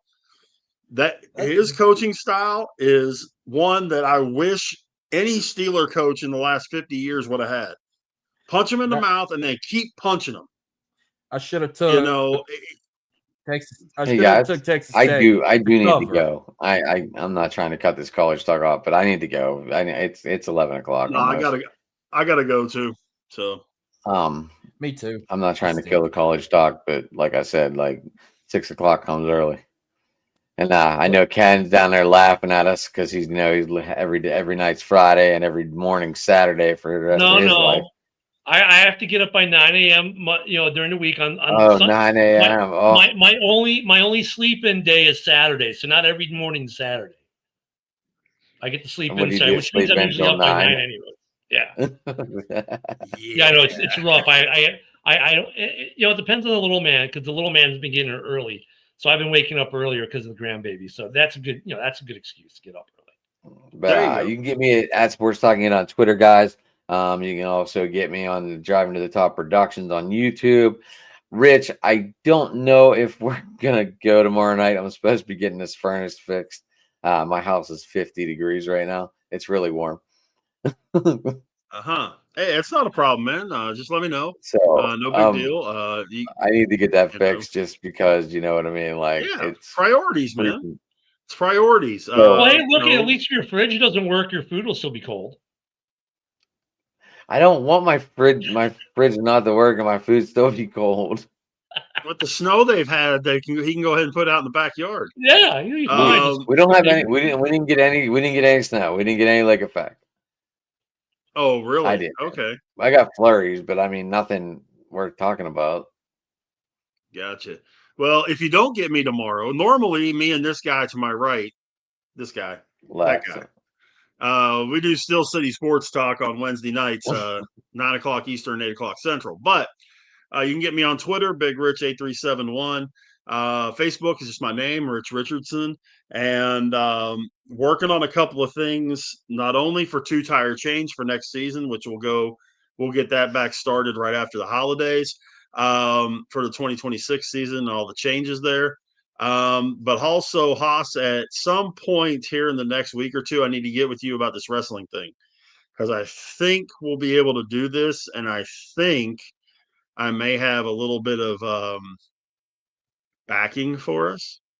Ooh. Not Well, necessarily in the terms of financial, but in the terms of credibility. I So. plan on. I might just do something on my own this week because I need to talk about what happened last night. That was historic. So let me know. Oh yeah, we have a Grand Slam champion now. Yep. Yes, sir. So I mean, if you two wanted to talk tomorrow night and let me get my furnace fixed, that'd be cool. Yeah. What do we call this? Rich and Haas are driving to the ring. Give me a name. Get in the damn car. We're driving. I don't know that we necessarily have to put a name to it. We can just do a special edition of, Wrestling. whatever. Talking I wrestling. need you to come with me. We're going to do something that might get us put in jail. And the response should be, whose car are we taking, yours or mine? Fuck it. Just call it Rich and Right. Haas. There you go. There you go. And you There can you go. catch me at Ken the Bear Fan on X, Ken the Bear Fan on Rumble, Ken the Bear Fan on YouTube. You can also catch me at the Huddle Sports Network, at Mike the Bear Fan on Facebook, at Huddle Sports Network on Facebook. Don't forget Monday through Friday, every morning 10 a.m. Central. I do the morning show. Tomorrow night we'll have the morning show, and in the evening at 7 p.m. Central we'll have House Hall Report. We'll recap the game against the Giants. We will not look forward to the Minnesota game because we do that on Sunday for your pregame at 11 a.m. Central at all my locations. And, of course, I'm here every Tuesday. I may or may not be welcome on JB's Roundtable tomorrow night. We'll find out and see. You might be mad at me. I don't know. I forgot all about that. Well, I'll be That's down. a fun show, though. That I like the show we do tonight and that show he does. Actually, in a way, better than the morning show in Hal's. I have more fun with them because we just do a whole different range of what I normally do. But his show on Wednesday is fun because we do our pick'ems. The pick'ems are always fun. So I like the pick'ems. Yeah, but of course, on X, give me the follow. If you can give me the follow and the like on Rumble. I need 70 more followers on Rumble. Yeah, speaking of which, I am on Rumble. so let me- It's Big Rich Richardson on Rumble. I forgot about And that. I follow you. You do, and I follow you. Yeah, amazing how that I works. follow the bottom. I don't have the tops on my Rumble. Uh-oh. Well, guys, it's been nice knowing him as Rich is now booted. I didn't know Rich was on Rumble either. I just found that out. See, you learn something new every day, man. Haas, how it let me know gets what you. time you want to go live. Just let me know what time you want to go live tomorrow. I'll just, if we're going to be longer past 9 o'clock, I'll move my show to 10 o'clock Central for On the Go. Yeah, we I can can- move it to 10 o'clock. I'm sure we can do it all in an hour. You want to do 8? Yeah, I mean, just what we're going to talk about: John Cena becoming a Grand Slam champion, war game like ideas of if they make it 4-on-4 or 5-on-5. I mean, I can bring up some shit.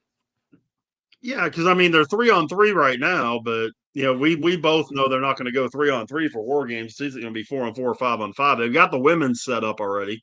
I think they're gonna make the women 5-on-5, but I'll bring it up tomorrow. I had an intro video I showed you, but you told me there can't be no talking in the background, so I'm gonna have to go fix that. Yeah, it's kind of like the music end of things. You can use the music in the background. Like when I do a commercial, I can use music in the background. I just can't use the lyrics. Same thing with that. And sometimes they'll even try and clip you for using the video without the audio. I mean, So, I mean, we'll I get it might figured just, out.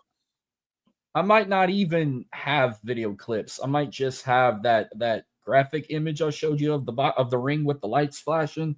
I might just take the other shit off and just leave that, and it'll just be words popping up like recaps, predictions, spoilers, breaking news. Driving to the Top Production presents Rich and Haas. Okay. There we go. Make it simple so we don't get in trouble. But see, I never got in trouble with the video I made for my intro. I ain't never got in trouble for that. That's because you live in Louisiana and they're And afraid to do anything to you. I'm not saying you definitely would, but if WWE comes across it, then you'd get some sort of cease and desist. Yeah. And don't forget Happy Vets Day for all the vets out there. I think we've said it a few times, but I'll say it one more time. Yeah. Yes, definitely. And look, they're not going to go up their hoss because if they do, they know they're going to end up in the bayou somewhere. Mm-hmm. And they're never going to be seen again. So they'll leave Haas alone. Well, what's that? What's that prison they're building in Florida? The Gator Alcatraz. But hey, guys, I'm checking out. I will see you all. I will see you all soon. The Gator Alcatraz. Somewhere outside Fort Myers. Let's message tomorrow and get everything hammered out. But if I don't hear otherwise, plan on 8. All right. Oh yeah, no. I had this planned out. I got a guest coming on, but I'm gonna do the week of his very last match. I'm doing a tribute show for John Cena on a Thursday night. The December 11th. By the way, I'm doing a tribute show. But if we get this thing rolling, then it could be an episode for us. And next Tuesday, I'm gonna do a tribute for Eddie Guerrero because it's the 20-year anniversary of his death. So yeah, I already got this tomorrow and next week already lined up. But we'd have to miss open mic for that unless we do it after open mic. I can't do after. Unless we skip open mic, but well, I mean, because we got something that we can. I mean, and then when we get done, we could jump in if we need to. And I will say this: John Cena does follow me on X. I mean, we do it at 7. Do it at 7 o'clock. Before. Are you sure it's John Cena? Yeah, no, it's his account. It's his verified account. He follows like 1 million people, so it's nothing special. But check your X. Follow me. He doesn't, or does? Well, he is a big football guy. Yeah, he's followed me for about a year. No, he don't follow me. No, I'm surprised Seth Rollins doesn't. I'm surprised Seth Rollins doesn't follow you because he's a huge Bears fan. Yes, and here's his ex presence. This is it. On Sunday, I love football after the Bears won. You won't see another tweet from him until after the Bears game, and whether either tweet one of two things. Either I love football or I hate football. That's all he does. No, I stole that from him when LSU loses. I post I hate football. I stole that from him because everybody gets a laugh out of it. Everybody gets a laugh out of it. No, when they win, I just talk shit. No, when we lose, that's the only time I post that. And I post it everywhere. Facebook, Instagram, X, Snapchat. Yeah, Seth is slacking. He isn't following me yet. So come on, Seth. What's the deal, man? Well, at least you're not blocked by Ryback. I'm blocked by Ryback. Oh, jeez. Because I told him he needed to retire. Oh my goodness. And he blocked you. Yeah, because I told him the truth. Like, dude, retire. Wow. I got followed for a while, and I'm not sure exactly. I think his account got hacked and he switched it. But Aaron Stevens, who used to be Damian Sandow, he followed me for quite a while. And I'm sorry, that to me is one of the best gimmicks ever. I loved that whole thing. Oh yeah, the intellectual one, Damian Sandow, the intellectual savior of the masses. Yeah, you're welcome. I love what he just said. And the Mizdow thing was even better. Whenever he was Mrs. Stump Double, Mrs. Stump Double. Yeah. Oh my God. Some of that stuff. When I hear his theme song, I think of Christmas Vacation when Clark lights up the house. One guy that follows me who might be surprising you guys is John Cryer. Wow. Really? Yeah. 2.5 Men. Yeah. And we connected. we connected for other reasons, and then we had actually him and I during the election had a discussion why he hates Trump and why I was voting for Trump. And it was a very respectful conversation between the two of us. And we agreed to disagree on who we were voting for, but a lot of, I mean, we had a great conversation. And now he doesn't really post on X. He's mostly on Blue Sky, like a lot of the left-leaning people went, but he still is on X now and then. But we follow each other. And I've had a conversation with him. So that's one though you wouldn't expect from me. If you look at my X and my politics, you would think you and John Cryer, like you're opposite ends of the spectrum politically, but we're really closer than politically what people. He just didn't like Trump for personal reasons. So I get where he's at, but like really, he's a good dude. He's a good dude. I like him a lot. I just watched the Charlie Sheen thing they did on Netflix and the interview with him. Like he's just spot on. I mean, he's a good dude. So. Yeah, you get some surprising people who follow you on these platforms, man. It's like one day my buddy said, hey, go check and see if John Cena follows you. Like, holy shit, he does. I think he just follows a lot of military people, too. So. Oh, yeah, that's probably true, too. But I was on a list I've got today two. with him. Someone put out a list, and there was John Cena, a couple other people I know, and then me. I'm like, how am I on a list with John Cena? But okay. Well, I don't know if you guys have ever listened to the Steve Harvey Morning Show. But Nephew Tommy is a stand-up comic. I love Nephew Tommy. I love the prank phone calls. He follows me. We used to carry Steve Harvey. We had Tommy down here, and I actually still have his cell phone number. We've talked a couple of times in the last couple. When I got sick, he called me and that kind of thing. I probably heard dude. it. I probably heard it on really the radio, super good dude. And but there's him, and then Clint Hurdle. Former Rockies manager, Pirates manager. Yeah. Yeah, it follows me. We've had a couple of nice little conversations. Adam and I have been trying to get him to come on the show, and we can't get it scheduled out right. Well, that's like, you know who the older millennial is? You ever seen the older millennial? No. Yeah, he was big on TikTok, Facebook Reels on X. He's a big Eagles fan. And we keep missing each other. And he does a lot of really great stuff on X. And, he's a big football fan. And we were going to have him on last year, and then wires got crossed. But, we just keep not connecting. We follow each other, but we keep missing each other for doing a show. Time scheduling. That's the way it works, scheduling. But it's funny what people follow you on social media and the people you interact with. It's just kind of sometimes it's interesting. You see, wow, so and so follows me, or I got a like by Elon. I've had posts liked by Elon, which blew my mind that Elon would even see me. Mm-hmm. But he has a few times, so been lucky there. But cool. Yeah, John Cena gets work, boys. John Cena follows a lot of people. There we go. Well, I definitely I got to head out of here, man. It's already 10 o'clock, so it's going to get here early. I'm going to go shower, so. I'm going to try to watch a couple. I've been binge watching the White Lotus. I just started season 3, so I'm going to watch a few episodes before I go to bed. Did all of you guys give how people can get a hold of you? Not me. Boss needs to. Big Hosh 337 on X. My show on the go at undergo_TXLA. I usually go live on Wednesday nights at 9 p.m. Central, and I will go live tomorrow night following Rich and Haas talking wrestling tomorrow for the first time in quite a while. Yeah, it's been a while. I like your choice. I like your choice. The hockey team tonight. That's a good hat. Yeah, because when was the last time? WrestleMania we talked?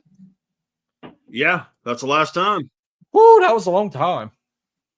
We did a prediction show, if I remember right. Yeah. So like, whose little deal we're gonna do this on? We're doing it on mine, or are we doing it on Sports Talking It, or what? That way I know who to send the intro to. I can just pull it up here on StreamYard, and then I can go ahead and set everything up, and I'll send you a link. So then that way you'll have a link to send to whoever. Well, I have the account saved on my phone and on the PC, so I can just hop in whenever.